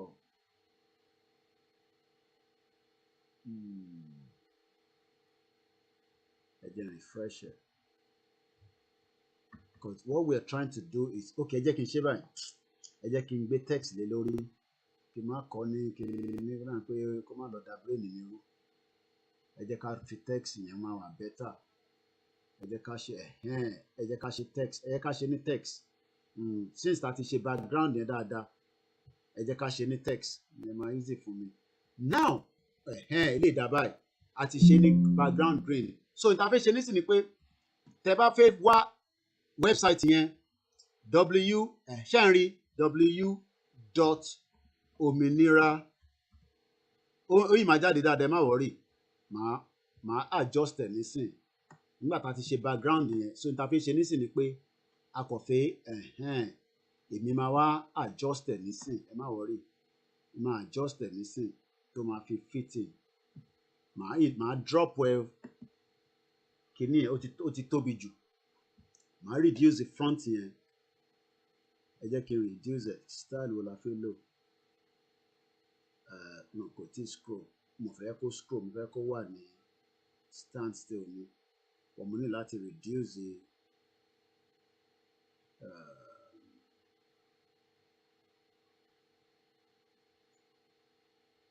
ẹ má bínú èèyàn wa class la wà lálẹ́ cause tá bá ti get gbogbo eléyìí out tó bá máa fi di Monday ẹ rí i pé petition yẹn even though pa àmọ́ nọ́mbà àmọ́ nísìn a máa sáré kàkàkàkàkàkà ni ẹ jẹ́ kí n reduce the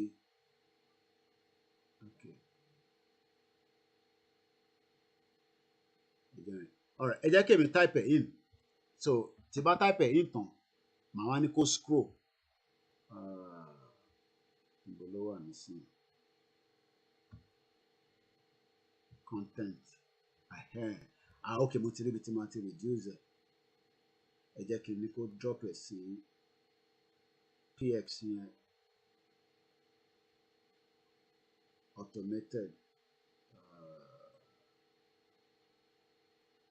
okay ẹ jẹ́ kí n kọ́kọ́ type ẹ̀ dé lẹ́nu so www.ominira2022.org ẹ jẹ́ kí n refresh ẹ̀ nísìn okay kò fitting ló tí kò ṣe fitting dọ̀nà tí bá ní kó scroll ó máa scroll nítorí pé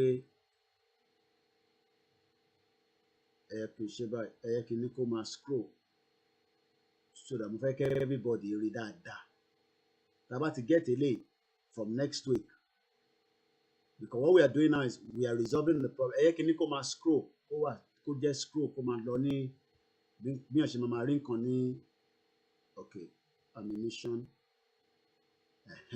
mo dẹ̀ ti reduce ẹ̀ now ó ti ń scroll nísìn so ẹ mú pen pa ó ti rọra Yorùbá mo reduce ẹ̀ ní o kẹ́ lè máa rí dáadáa ó rọra ń lọ díẹ̀díẹ̀ dóònà máa fẹ́ kó mo bá ṣe pé kó kọ̀ fitting but ká sì jẹ́ kó sì lọ ní scroll báyìí in fact the front is very good ẹ ṣe gan ni yàrá so ẹ mú pen and paper so ẹ jẹ́ kí n refresh ẹ̀ kó start again láti ibi tó ti ń scroll yẹn now ó máa bẹ̀rẹ̀ sí scroll nísìn ẹ mú pen and paper tẹ bá ti ready mo lè pause ẹ mú pen and paper màá tún ṣe kí ni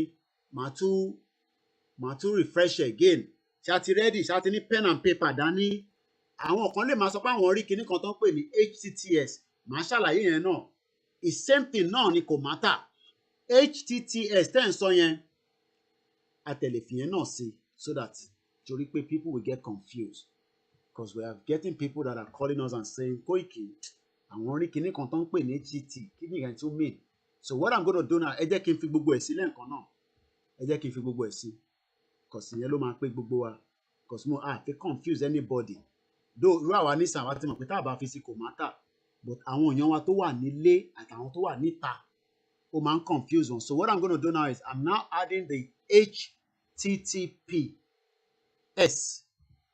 then column la máa ń pè ó dàbí dot méjì ìkan lókè ìkan nísàlẹ̀ ó wá ní bí arrow tó fà lẹ́gbẹ̀ẹ́ www dot then https I hope that's the way it's meant to be ẹ jẹ́ kí èmi náà kọ́ double check ẹ lọ́dọ̀ mi because àwọn ò kí really lo èmi ò kí lò yẹn but torí so just for the benefit of our people that are saying we need to see all these as well so https dot column https then www dot Ominira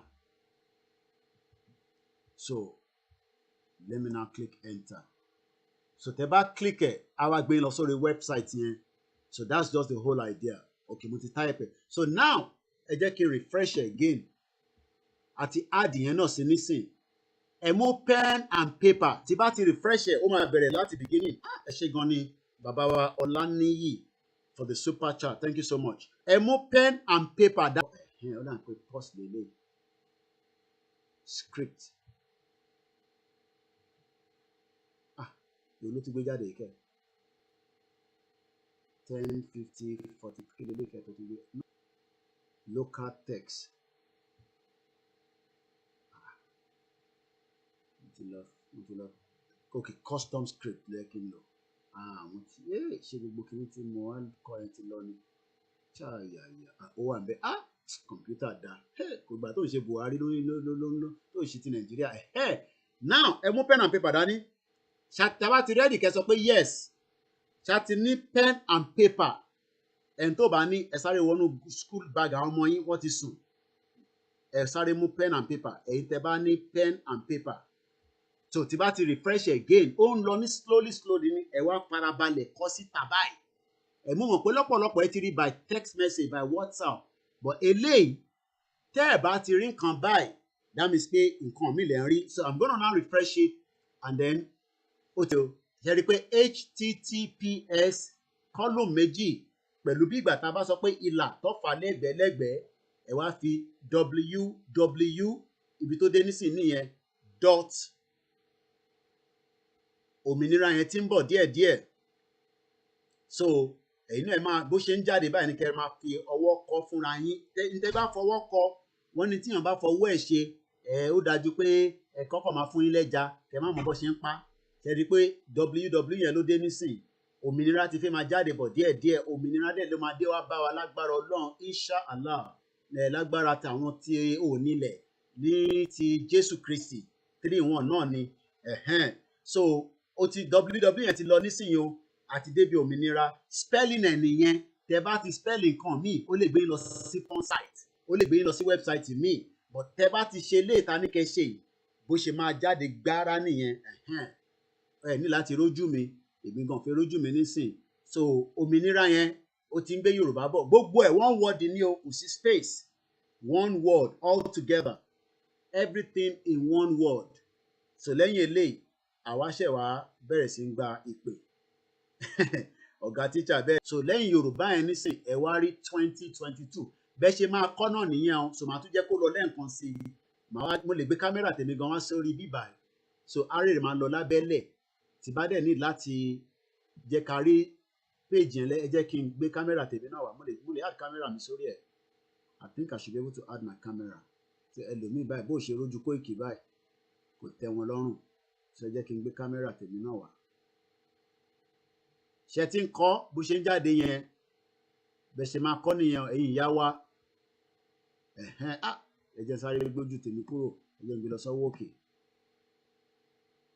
ṣe rí i pé now .org ni o .org kò ń ṣe .com .org ó tún bọ̀ padà nísìnyí ó máa bẹ̀rẹ̀ again láti https so àfihàn sílẹ̀ bẹ́ẹ̀ kó máa scroll so that as many because sometimes àwọn èèyàn sọ pé Koiki èyí tó gbé sókè yẹn àárí dáadáa àwòrán yẹn àárí dáadáa so màá fi lẹ̀ bẹ́ẹ̀ yẹn àwa ṣe ojú òpó I'm not gonna be here all night because iṣẹ́ ti pọ̀ tá a ti ṣe látàárọ̀ a dẹ̀ ní láti lọ fẹ̀gbẹ́ lélẹ̀ so a kàn máa ṣí phone line yẹn ẹ má pè direct WhatsApp nìkan náà ni kọ́ ló ń jẹ́ kí kọ́ọ̀lù wọlé but ẹ̀yin tẹ́ bá fẹ́ pè pẹ̀lú Skype ìyẹn lè tètè wọlé àmọ́ tó ṣe WhatsApp wa lẹ́nujọ́ mẹ́ta yìí so but mo mọ̀ pé láìpẹ́ láyé jìnnà à á ṣe proper upgrade tí a máa fi máa rí ṣe but a bá rí pé yẹn pè wọlé fine ẹ má pè direct lálẹ́ yìí o WhatsApp nìkan ni so because oníkankan tí à ń test lórí WhatsApp yẹn àmọ́ reason tó ṣe ń ṣe bẹ́ẹ̀ so à á fún àǹfààní fáìn tẹ́ bá lè pè tó bá wọlé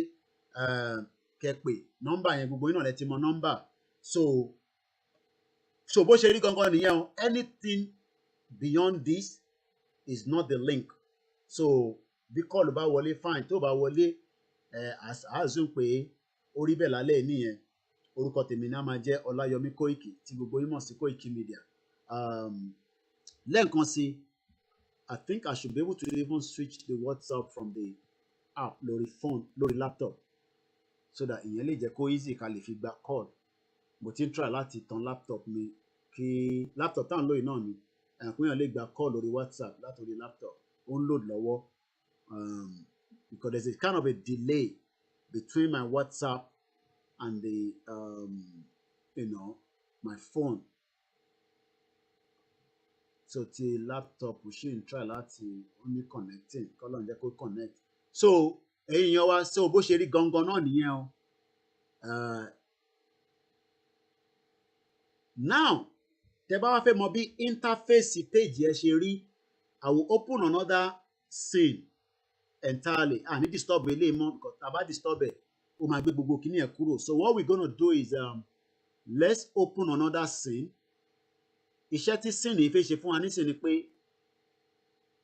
ṣé mo ti lo gbogbo scene mi tán ni kápápá ok a máa ní láti yá ti Yorùbá kíní tá a máa ń lò yẹn a máa ní láti yá yẹn lò lálẹ́ so màá switch off tọ̀dọ̀ tí wọn àyá ti ilé èlò so apá ilé so kí ni mo mean by scene mo fẹ́ yẹ kẹ́ mọ bí interface ẹ̀ ṣe rí lẹ́yìn ìgbà tẹ́ bá ti type in àkódà fóun náà lélẹ́yìí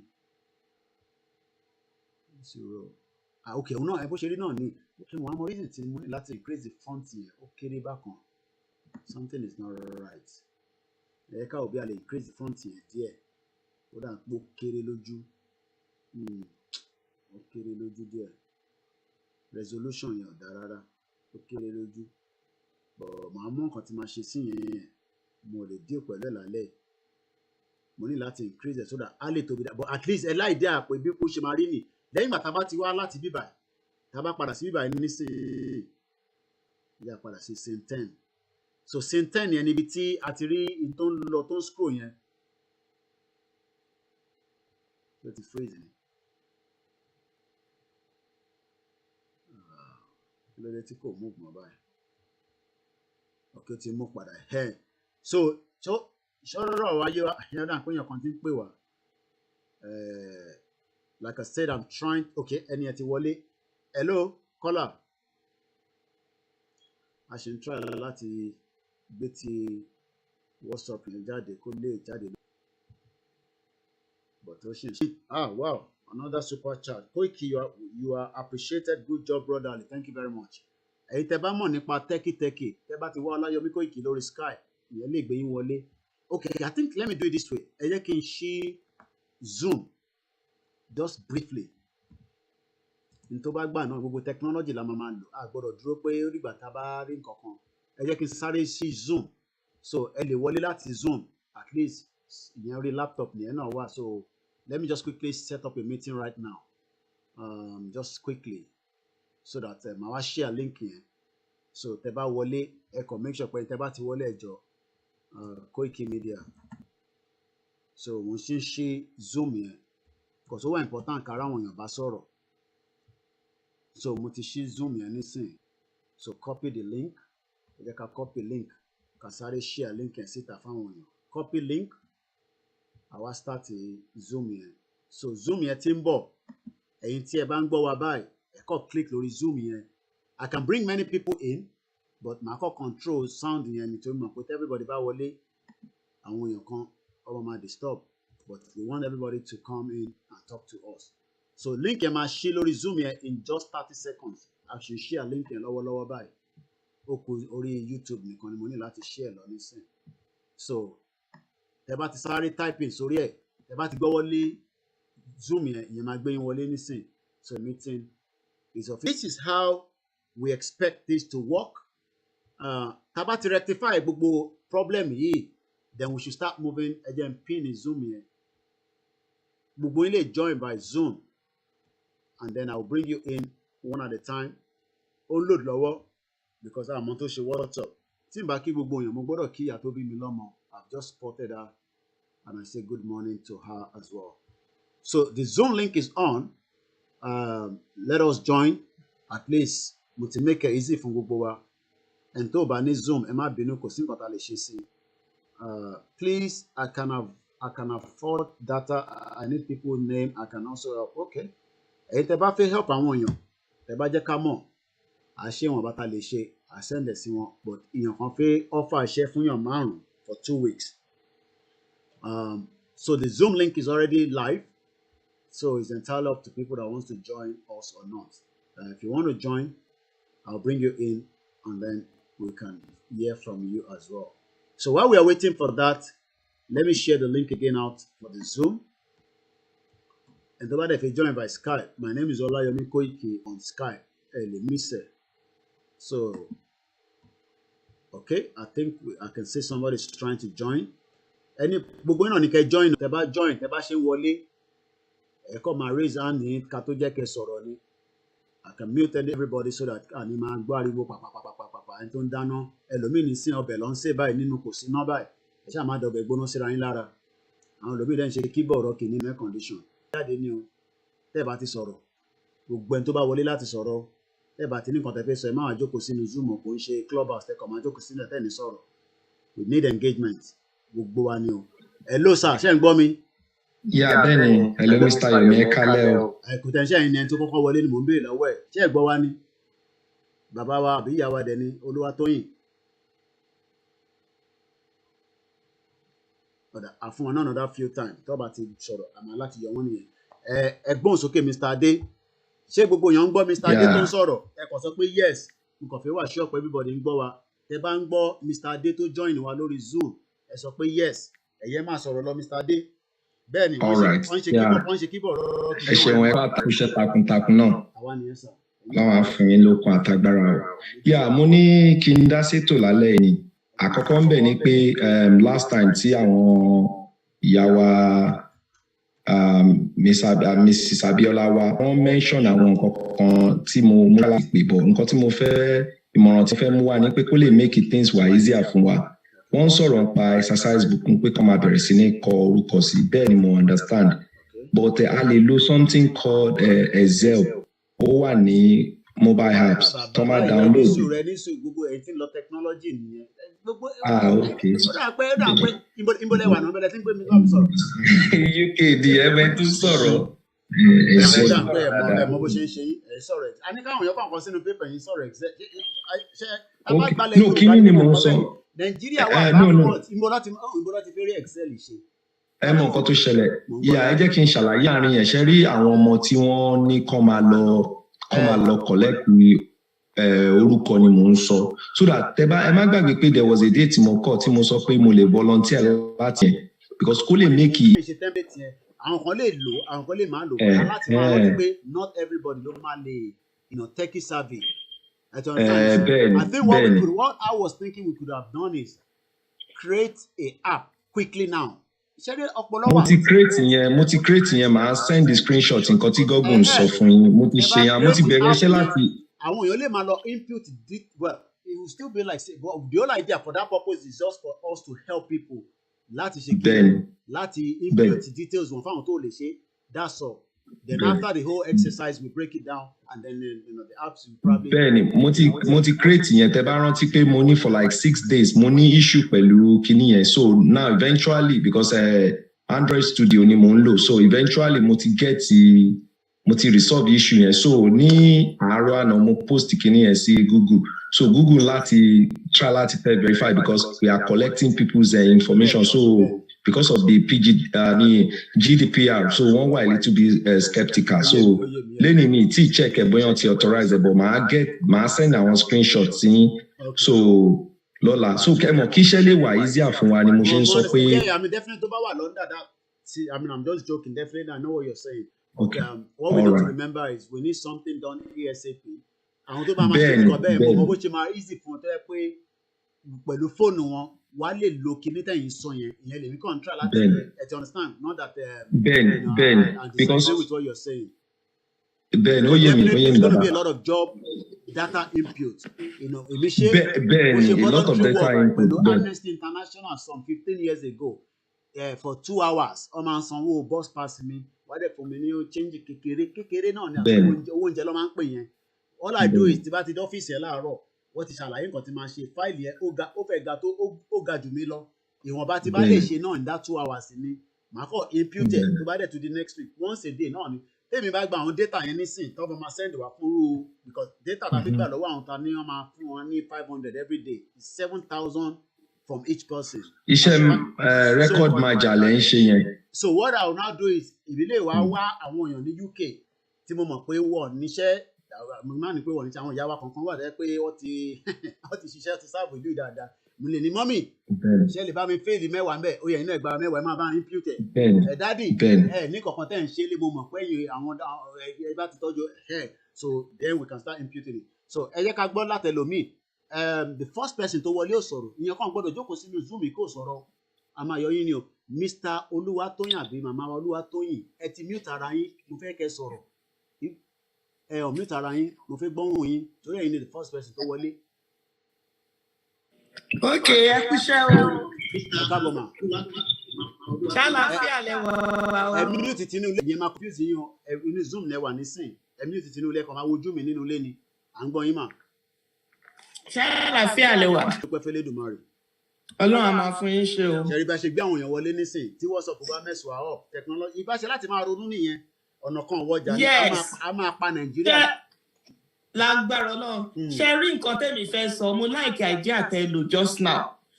There are a lot of our people our children tó jẹ́ wípé wọ́n mọ̀ nípa technology. Ọlọ́run á gbé ènìyàn dìde á gbé àwọn tiwa dìde tó jẹ́ pé a máa ní cyberspace tiwa tó jẹ́ pé fúnra la máa control ẹ̀. Silicon Valley ni a máa build software from the scratch. Ṣé ní gbogbo Facebook lágbára Ọlọ́run yìí tí wọ́n ẹ̀rọ ti time kan nígbà ensars yẹn tó ń sọ pé wọ́n ban Twitter just because pé àwọn èèyàn wo nǹkan live fún bí àwọn they were trying to debunk what happened live.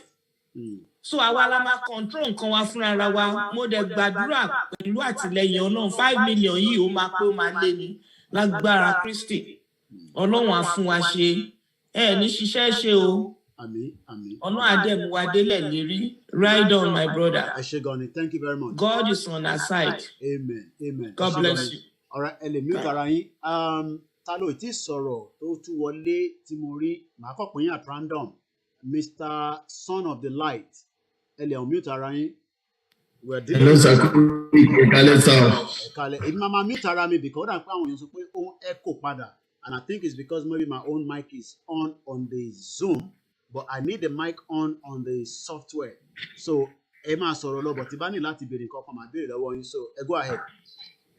Ẹ kálẹ́ sá ẹ kú iṣẹ́ sá Mr. David lórúkọ mi. A kú iṣẹ́ gbogbo ti petition everybody ló ń try náà pé àwọn èèyàn sí ọ̀dà mọ̀lẹ́ ń sọ àwọn nǹkan tó máa ṣe fún do it like this do it like this ẹlòmíà náà wọ́n understand them when they feel it. And they will send the email in see me, send number in see me. And we are feeling it. We thank God that we are progressing.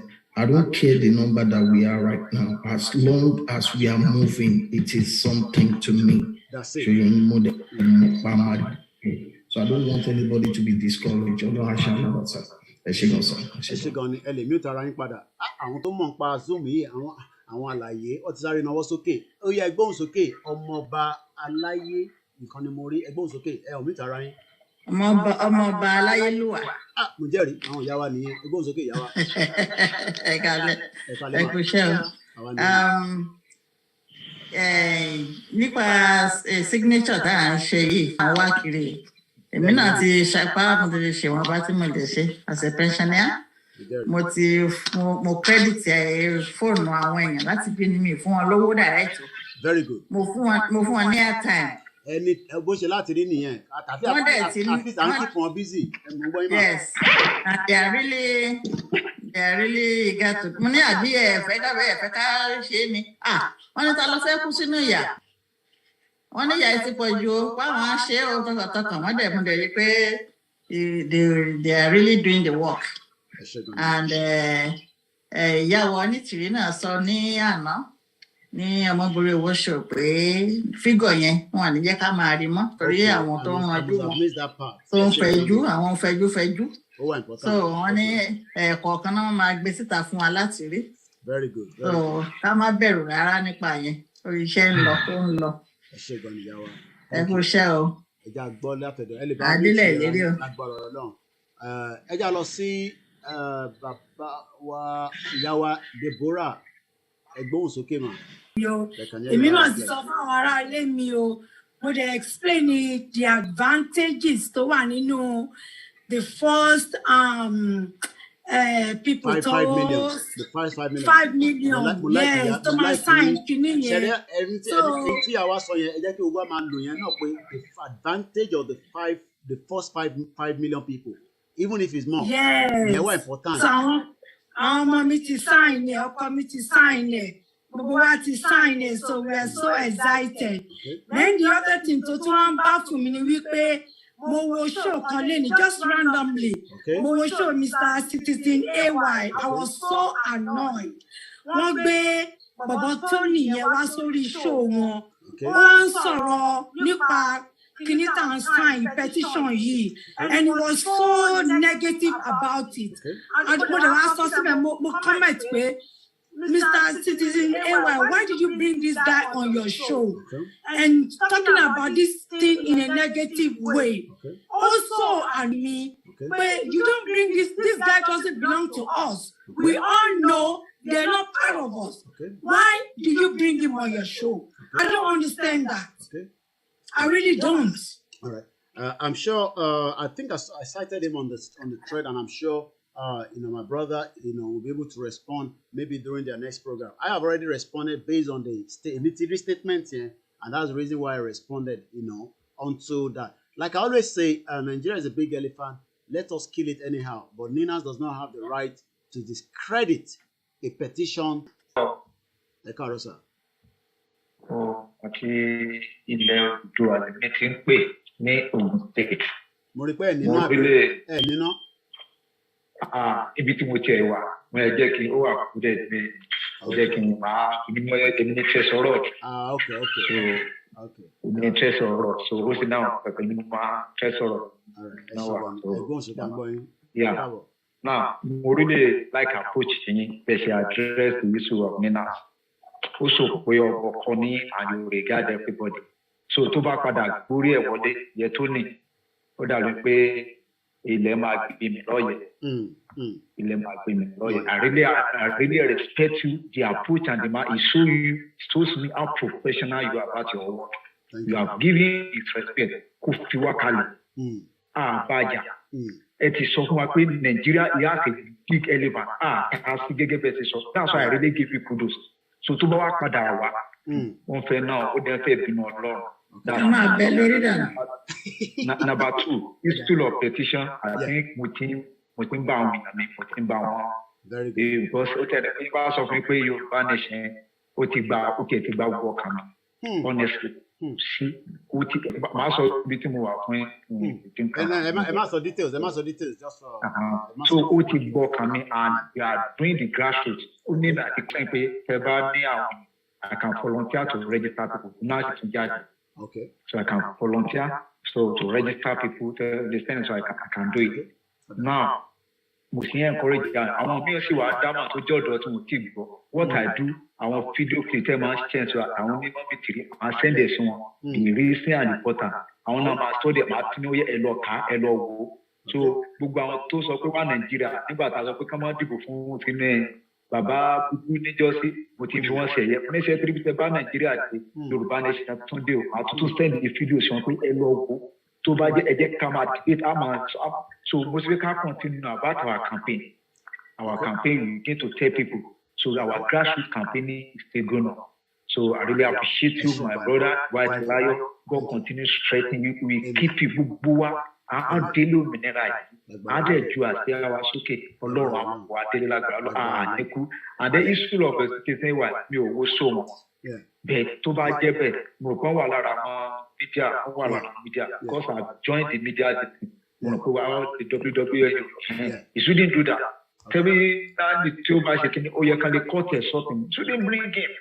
Mo ko fẹ́ try láti gbọ́ tó ẹni in fact ẹni ìgbà tó yeye dára kọ́kọ́ gbọ́ tó tẹ̀ kọ́kọ́ sẹ́ndì pé NNAMDI ó dẹ̀ tẹ̀ ó fún lọ́rọ̀ ẹ̀ so ẹni mo kọ́kọ́ rí níbi bẹ̀rẹ̀ ní the morning gbọ́ ní nasa mo náà pẹ́ kí ló ní ó pẹ́ ní nasa pẹ̀lú alátọ́dún o ní nasa is dead that is dead so what does it concern us and Nina wọ́n ti kú so àmọ́ nípa NNAMDI ilẹ̀ máa gbé lọ́yẹ̀ anybody fún nǹkan tá a gbé lọ́wọ́ anybody tó bá lọ dalẹ̀ lọ́yẹ̀ ilẹ̀ máa gbé mi ẹgbà ṣe ìdùnmọ̀ ẹ ṣe máa bí tó lọ. Thank you very much. Just 2 minutes náà nítorí pé like I said we're not here the whole night to make sure everybody kò sọ̀rọ̀ ẹ ṣe gan-an ẹ̀yin tẹ́tí sọ̀rọ̀. Oyèwálé Tóbilọ́ba Mr. Oyèwálé tí mo fi tọ̀wọ̀tọ̀wọ̀ dárúkọ yín ẹ bá on mute 2 minutes ni ẹ bá tètè ṣe ní kíákíá torí pé a máa end broadcasting as soon as everybody bá ti sọ̀rọ̀ tán 2 minutes ẹ bá on mute ara yín bọ́lá tó wà nísìn sọ ti tajáde ni I can't see him again alright that's fine ẹ jẹ́ ká lọ sí Mr. Morenikeji Lukman ẹgbọ́n sókè sà ẹ on mute ara yín 2 minutes. Yeah. Okay, everybody. Thank you, Kekushe, for Bakitian. Ọlọ́run á jẹ́ kí adé lẹ́lẹ̀ ìláyà kàlàfíà. Out of hand. So láti bí a bí jẹta ń sìn láti níná gbẹ̀yìn. Láti jẹta lẹ́tì níná gbẹ̀yìn. Ọbẹ̀ tẹ́ máa ṣáájú ọbẹ̀ tẹ́ máa ṣe gan láti máa bu nínú ilé. The funniest thing tó tún wà lọ́rọ̀ ẹ̀ ni wípé mọ́ǹtì tá à ń lò lọ́wọ́ yìí. Táì tí lò tán ti mú bílẹ̀ wá. Kábíyèsí Ọlọ́run. So kò wá tẹ̀jẹ́ káta amókú tà lọ́wọ́. So now tó bá tó ti délẹ̀. So tí a bá ń challenge wọn máa dàbẹ́ ní pípẹ́ àwọn agbèmọ̀ kan tó lọ́mọ ni. So a ti already mọ̀ pé everything ti wà corrupted. So ọ̀nà tí a fẹ́ gbígbà tàbí tá a ti ń gbígbà òun náà làwọn àbí Ọlọ́run kó tètè kún wa lọ́wọ́. So I have advised a lot of people pé kí ní petition yẹn abọ́dọ̀ sign. So and that is the best thing for all I think. So that's all I can say for now. Thank you very much. Ní much náà kákọ̀ fi wákọ̀ má ti WhatsApp ti ṣiṣẹ́. Ẹ jẹ́ ń lọ sọ́dọ̀ ìyá wa ní òkè náà ní Dublin. Ẹ bá ṣe ní kíákíá 2 minutes náà everybody ní. Like I said, it's been a long day for me and I need to go to bed as quickly as possible. But tomorrow we'll have enough energy. Friday we have a town hall meeting with Ilana. They'll be telling us about everything we need to know on Ekiti and Osun State election that will not hold. Ẹ bá unmute ara yín láti Dublin, ìyá wa senior mother. Ẹ bá gbóhùn sókè ní kíá ẹ unmute ara yín. Ẹ bá ṣe wà pẹ̀lú wa. If not, we call the next person. Hello, Oiki, Akushe o, Abami. Akushe kiri ní kọ́fẹ́ kí ẹni. In fact, I love what you are doing. Ọlọ́run bàbá mi dúró ti ẹgbẹ́ ìlọ́wọ́ sókè. Kò ní sí ọ̀pọ̀ lórí àtàwọn ọkùnrin tí wọ́n kò ní rẹ̀wà. Wọ́n sọ èmi tí wọ́n bá sáì fún ìdíkàtà tí sáì fún láti kíláàsì. Mi ò rò pé ayé ó dà mọ́ sáì fún ìkùnrin tí mo wọ́n sí. Ó lè ṣe láti bí two weeks sí kò sí náà. Kò sí náà. Kò dẹ̀ tó ṣe po. Kò sẹ́ni tí ó wà ọ̀rọ̀ yẹn fún àkọ́kọ́ ẹ̀rọ yẹn yẹn. Wọ́n yọ ọ̀dọ̀ àti tíṣà gbogbo ẹ̀jẹ̀ wàjẹ́ wọ́n dànù ni. Kò sẹ́ni tí tókì padà ọ̀rà ẹ̀jẹ̀ wọn ọlọ́tìpẹ̀jẹ̀ àwọn Spain ọ̀nà àwọn oṣù mojú oníkọ̀ọ́lá gbogbo ẹ̀rù kọ́lá sí kọ́lá ọ̀sán bíi nìyí kí ló dé ọjọ́ ìlànà ìṣẹ̀yẹ̀ ìgbà. ìbára wá sí ó ní ìfẹ́ ìṣòro nínú fíṣì mi ó ti dé bí ó mú ọ́ ti dé yes lọ́jọ́ ọ̀la tó ti yẹ kó ti ọ̀bí kó rí. tí mo sì mi fi travel fọ́sẹ̀ méjì lọ tí mo sọ fún gbogbo ilé pé wọ́n bá dọ́dọ̀ bàbá wa kó tó di pé wọ́n release fíríjì wọn nígbà tó dé ibi tó wà náà tí mo máa ń lọ sílé lọ bá wọn tí kò tó fi sínú bẹ̀ ó fíríjì nígbà tó kò sí bẹ́ẹ̀ lò kò tó bá wà ló máa lò kò ní gbé lọ kò ní jẹ wọ́n kò ní gbé wọ́n ní àwò kò ní yẹ wọ́n ní àwò ògbó ni ó tàlẹ́ ní sàrí sọ máa ń lò ó wọ́n ti máa háì ó wọ́n ti máa lọ sílẹ̀ kí ló dé tí wọ́n fẹ́ pàwọn ìbéèrè náà kò sọ mìíràn kò sọ bí ọ̀dà ti di 15 naira kan imagine. èyí tẹ̀ ń try láti pè wá lórí WhatsApp abẹ́fà kẹ́tẹ̀tẹ̀ join Zoom yẹn because WhatsApp yẹn. tí kò ní kó bá tí àwọn tó rìn máa dánwó bẹ́ẹ̀ gbàgbọ́sọ̀ ni mo mi ní sọ́wọ́ kú ni. In fact this is the best ẹ ṣáà kúrò ká máa lọ.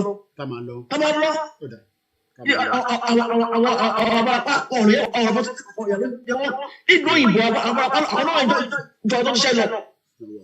ọlọ́wọ́ bí ẹ̀yìn ọ̀tọ̀ ẹjọ́ ọ̀dà ara ìlera and I'm taking care of them.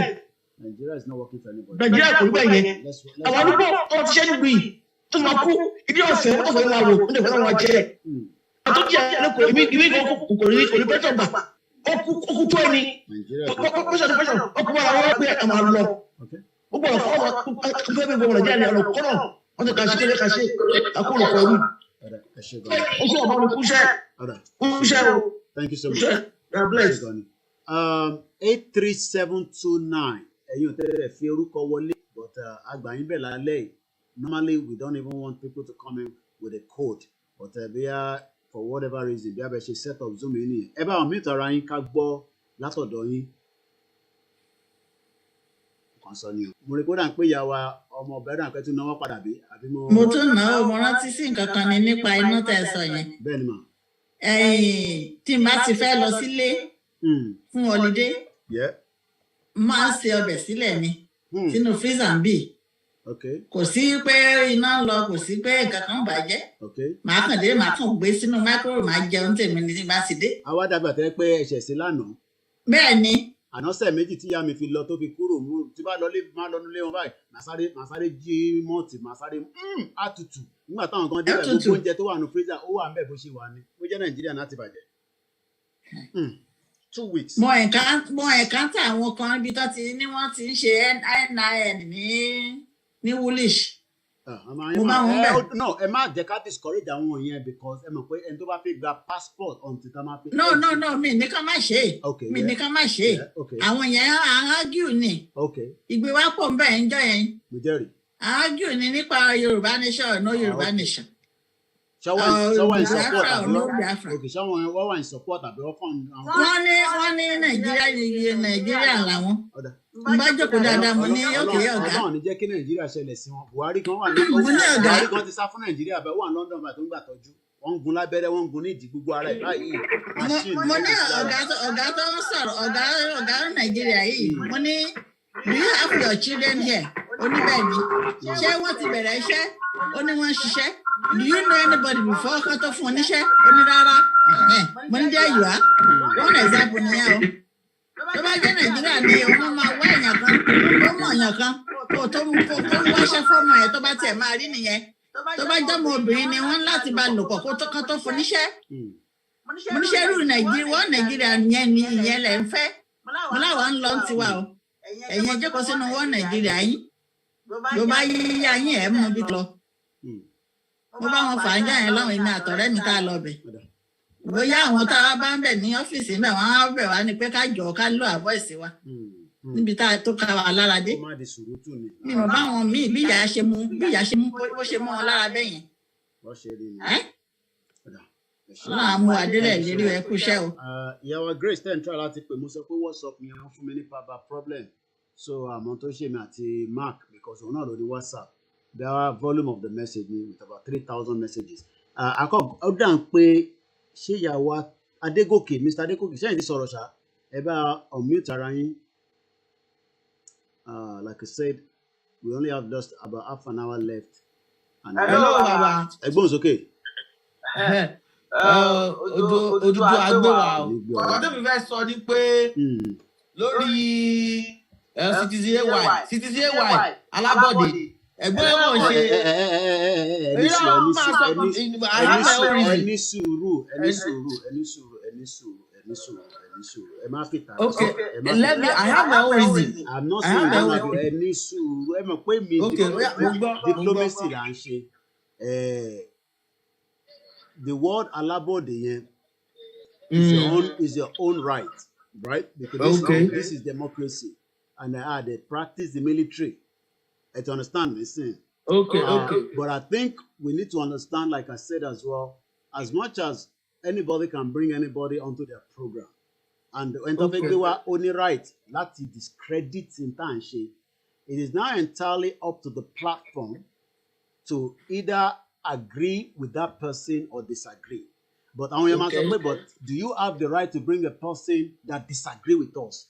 This is where we are different here in UK. And I need to you have your right to say what you want to say. Go ahead. So I'm very sorry to say that. But fine. One lay NNAMDI, one lay that. So why? You know what the program here? We'll comment or block me. So because one lay. So why is he got to NNAMDI? Don't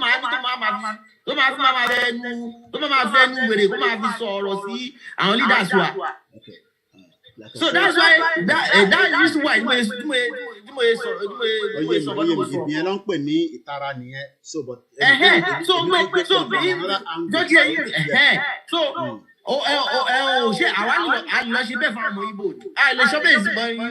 he has no right. So I'm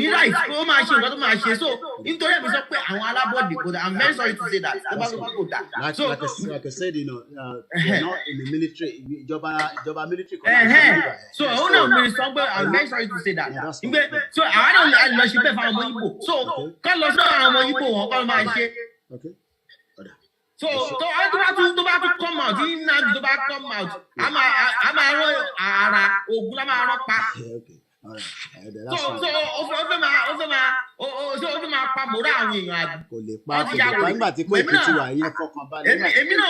United Nations.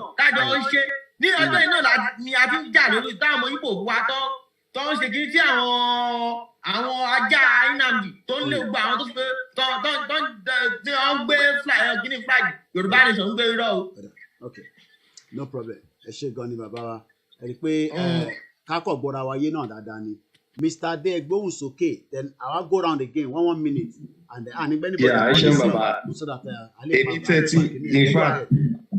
Pẹ̀lú gbogbo nǹkan tí mò ń gbọ́ lálẹ́ yìí, áàpù tí mo ṣe fún NNAMDI, mi ìgbowó èmi volunteer mo ṣe ni máa lọ yọ dànù kúrò ní orí Google Play ni. Okay, alright. Máa lọ yọ dànù so ìyẹn kìíní. Ìkejì ń bẹ tí mo fẹ́ sọ ní pé bàbá àwọn WhatsApp yín mo believe pé ẹ máa ní láti clean ní fóònù yín, ẹ máa reset ẹ completely ní ìmọ̀ tẹ bá láwọn very important message mẹ́bọ̀ ẹ máa reset ẹ because of àwọn multi people ton message yín so ẹ máa ní láti reset phone yẹn tẹ́ bá fẹ́ kó máa ṣiṣẹ́ dáadáa yẹn wà àti pé ẹ dẹ̀ wà wẹ̀ pẹ̀lú gbogbo bẹ́ ṣe ń lo system yẹn bóyá a máa sọ̀rọ̀ dáadáa later because ẹ ti ń di enterprise level now tó jẹ́ pé laptop ò lè ran nǹkan tẹ́ ń ṣe mọ́ ẹ máa need the proper gaming PC. Proper gaming PC lẹ máa need nsìn. Because they might need the dual monitors. They might fẹ́ kí n guide yín bẹ́ẹ̀ ṣe lè configure àwọn kìíní ẹ̀ láti ní proper gaming PC máa guide yín tó máa jẹ́ dual monitors. Mi mọ monitors tẹ́ ń lò mẹ́ẹ̀ náà but minimum of dual monitors because mo notice pé ẹ̀ ń ṣe a lot of display so that I might need enough space. So contribution mi nìyẹn.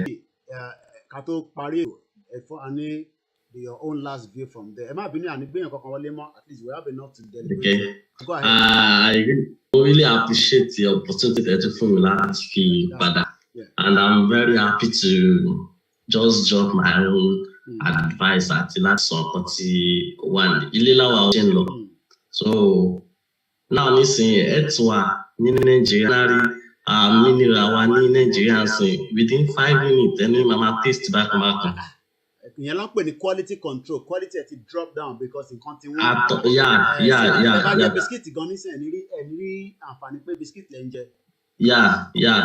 So now kò sí anything fún wa. Everybody got a struggle like a day now. Kò sẹ́ni tó máa ń sùn. Tí bá béèrè pé not just bí iṣẹ́ tẹ̀ ń ṣe bí èlò lẹ́ make a month roughly.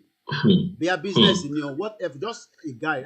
Research máa ń béèrè pé káwọn èèyàn tó ń wà àwọn ẹ̀gbọ́n yín tó wà ní diaspora àtàwọn àti abroadian tó máa ń sọ pé Nàìjíríà ń ṣiṣẹ́ èyí lẹ wà ń lé nísìn kí lẹ make in a month roughly.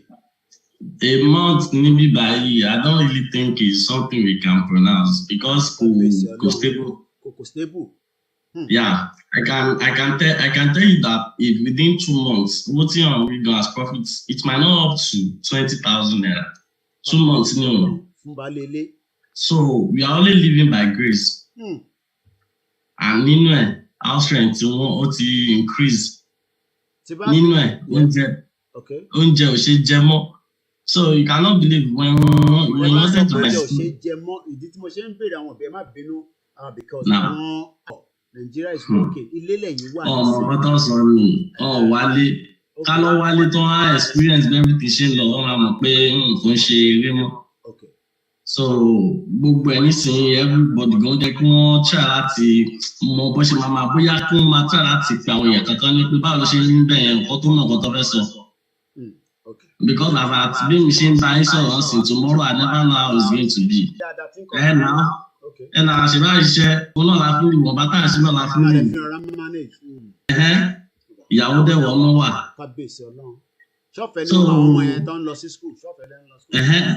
No, we are paying. Ṣé school fẹ́ wà ní? Even àwọn tó try pick out lọ sí government school. They pay a sum of 20,000 naira for registration. Oh no, I'm not sure they pay a sum of 20,000 naira to school, government school for that matter. So now, there's nothing with benefit. The thing is totally out of.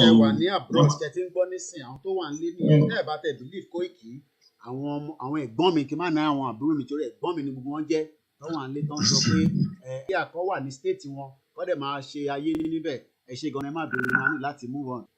Ẹ já lọ sọ́dọ̀ son of the light lẹ́ǹkan sí ẹ bá wa sọ látọ̀dọ̀ tí náà àti ẹ má bínú ẹ̀ tẹ́ fẹ́ wọlé mo nílé ìtura tẹ́ bá tún wọlé a máa pẹ́ sí mo lè fẹ́ pẹ́ lálẹ́ mo ní láti lọ nísìn son of the light tẹ́ bá ṣe wà níbẹ̀ ẹ bá wa unmute kákọ̀ gbọ́ the last 1 minute látọ̀dọ̀ yín.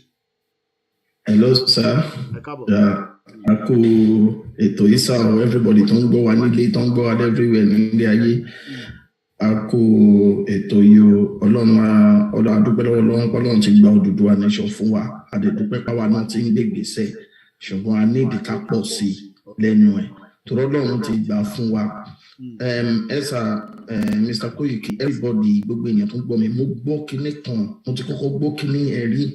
Ṣóyè yín mo ti kọ́kọ́ gbọ́ orin yẹn rí ṣóyè yín àwọn èèyàn tó gbogbo yín tẹ̀wá UK orin yẹn máa yé yín sá létà mo wá ka átíkù kan lénìí mo wá wò pé yé ìwọ Ọlọ́run kí ló dé tí Yorùbá kí ló dé táwọn èèyàn táwọn ń wò bí aṣíwájú kí ló dé tí wọ́n ṣe ayé wa báyìí kí dẹ̀ lórí orin kan ní Britain orin yẹn sọ ó ní nígbà kan kọrin yẹn lọ kọrin yẹn bọ̀ wọ́n ní Britain will never leave.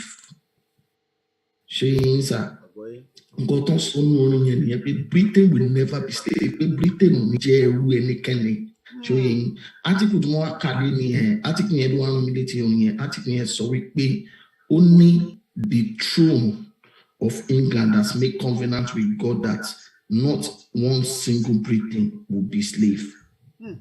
Ṣé yín sá so irú principle táwa náà irú legacy táwa náà tá à ń lé nìyẹn táwọn people yóò fẹ́ gbà. Whether they like it or not, this will they are just trying. They will not stop us. This quest is unstoppable. Showing this quest is inevitable. This crusade will keep going on. So Timothy Benny, Ọlọ́run á wà pẹ̀lú gbogbo àṣà, Ọlọ́run á wà pẹ̀lú gbogbo àmọ́. Ọlọ́run á gbé wa kò ní gbọ́dọ̀ lẹ̀. Oluwashola, 1 minute. 1 minute. From there, kí gbóhùn sókè. ẹ ṣé gan fún àǹfààní tẹ́ tún fún mi lẹ́ẹ̀kan sí ẹ̀yin ẹ̀gbọ́n mi bàbá mi tó wà ní òkè òkun èyí náà ni mo tún fẹ́ rọ̀ ẹ jọ̀ọ́ a nílò àtìlẹ́yìn níbẹ̀ ṣe encourage wa òótọ́ ni brother mi sọ ìyà ń jẹ wá nílé gidi gan ìyà ń jẹ wá nílé so tó bá ti pé àwọn tó wà lọ́n tó ń pariwo pé wọ́n Nàìjíríà tó bá ti máa lọ sí tourism tó bá ti kó ṣe president àwọn tó bá ti ẹ̀fẹ́ kí n wá lo ọ̀sẹ̀ oṣù mẹ́fà kan jẹ́ ká exchange mo promise mi ò ní gbé bẹ́ẹ̀ kankan jẹ́ ká tó bá wá sí swap kan ní ká swap oṣù mẹ́fà kan wá wo kàtà ń fara káàdì tí wọ́n bá lè jẹ́ kí ni àti wọn kákan swap oṣù mẹ́fà má jẹ́ padà wá sí Uganda ìyá ń jẹ́ wá so encouragement náà ní pẹ́pẹ́ máa fún wa àwa ti time fún pé Yorùbá nation làwa ń bá lọ àdẹ̀dákẹ́ gẹ́gẹ́ bí ìwé wọn ti ní ó ní pé oṣù ká fà wọn ní wíwọ́ àwọn tí ò bá fẹ́ gbọ́ à ń fà wọn gómìnà ṣe wà ní fà wọn àwọn tí ò fẹ́ gbọ́ mo máa ń fà wọn mo ló máa bá wọn ní lórí gbogbo ayé lọ́jọ́ ẹ̀sà àdúrà encouragement lórí Yorùbá gbogbo ayé tó sọ fún mi mo máa wà á sùn wọn àwọn yẹn tẹ̀ tí ìgbà sábà bá ti wọn bàbá Yorùbá nígbà mo máa wà á sùn wọn máa tún máa lọ bá wọn we still continue encouraging them so ẹni tẹ̀ dẹ̀ wà lókè kò fẹ́ kẹ́ tún máa encourage wa àwa tá àwọn alẹ́ àmì sinmi so àwa àmì sinmi náà máa tẹ̀síwájú so ẹ ṣe gọ́kọ́ lọ fẹ́fẹ́ fún mi Ọlọ́run a máa sọ agbára yín dọ̀tún wá láàyè ààbò Ọlọ́run adájú lórí ṣe gan. Ìyá wa senior mother 1 minute kakọ̀ fi close it I think I have maybe 1 or 2 more. ẹ má bínú àdéhùn ẹ̀kọ́ kan wọlé mọ́ ẹ̀yin tẹ́ fẹ́ wọlé. ìbéèrè ní kò sí àtúnlásán bí àwọn èèyàn mi ṣe sọ a máa work together náà ni. To achieve our aims and objectives. Ó lè máa rí bẹ́ẹ̀ fún agbára Kristi. Lọ́ra ló kan, ó lọ́wọ́ wákàtí tá a wà yìí, tí wọ́n alájú sílẹ̀ báyìí láìsùn, tó yẹ ẹ̀ka ti sùn lórí ẹ̀bẹ́ ìwà. Owó gbọ́ kó ti sòkó tó lọ́ra. Ọ̀la ìgbọ̀n yẹn náà máa gbogbo wa náà kó kálukú àtàwọn àmì tó ti gbà tó ti lọ. Ó lè sọ ọ́nà ìbọlá fọ̀rọ̀ ohun tó orúkọ wọn lọ. The revolution has come to stay and there is nothing anyone can do about it. It has come to stay. Àwọn tí wọ́n ti fi ilẹ̀ torí bẹ́ẹ̀. So, wọ́n á ju àrà. Ìyàwó ọmọọba ilẹ̀ máa ṣàdúrà fún wa ká tó lọ but mo fẹ́ kí ó dà pé Mr. Adegoke mo mọ̀ bí mo ti pè yín ẹ má bínú ẹ̀ tẹ́ fẹ́ wọlé àní lè gbìyànjú kankan wọlé mọ́ but definitely tomorrow we'll have more time. I will do what my brother have said, Mr. Ade.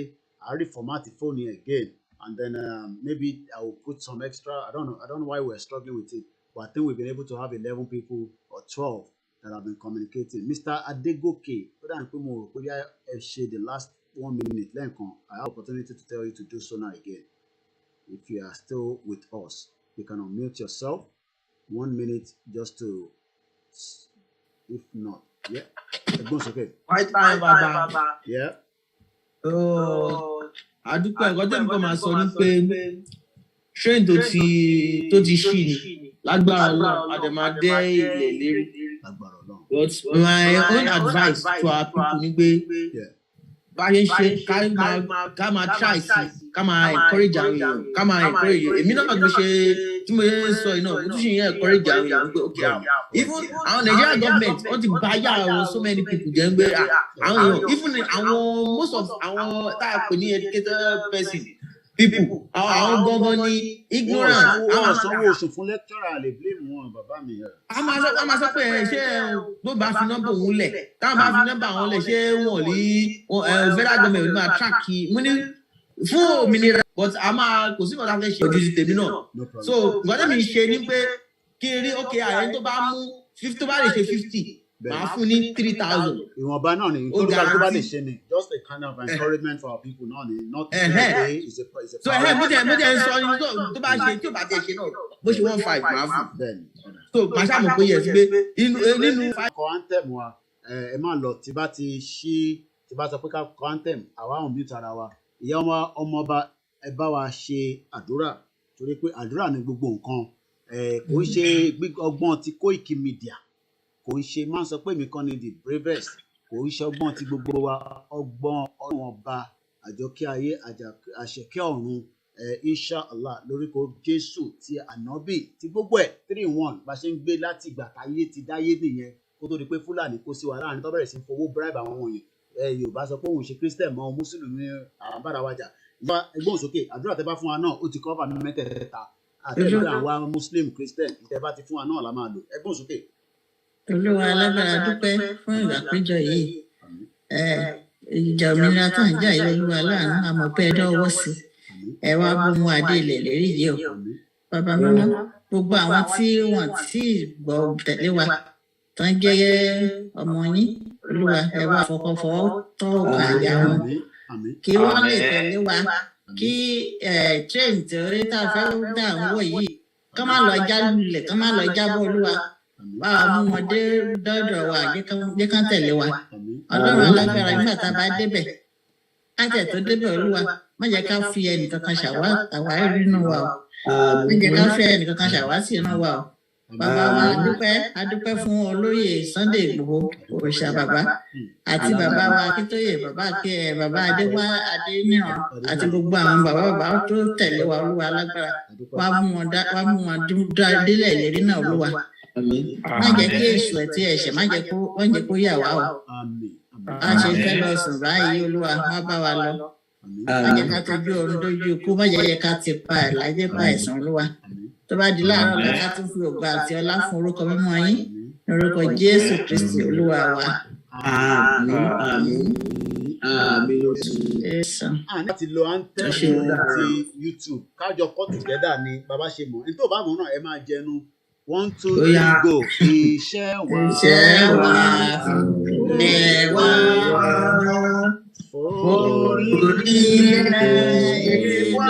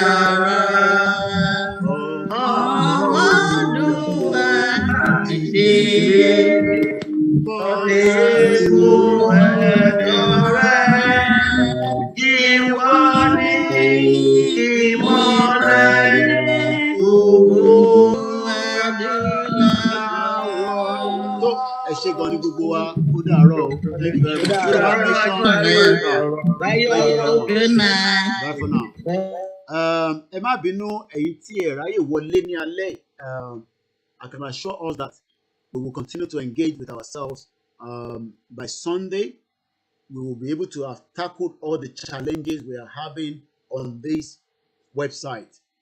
My name is Olamilekan ibi tá a máa rí mọ́ lálẹ́ nìyẹn mo mọ̀ pé ilé ẹ̀kọ̀ọ̀kan tí ì rí bàbá wa lọ títí náà gbogbo yín náà ló ní ká máa kí ní gbogbo ìgbà tí a bá ti ń ṣètò ó ní Yorùbá nation pé ká máa kí gbogbo wa pátápátá orúkọ tèmi a máa jẹ́ Ọláyọmí Kóìkì lẹ́ẹ̀kan sí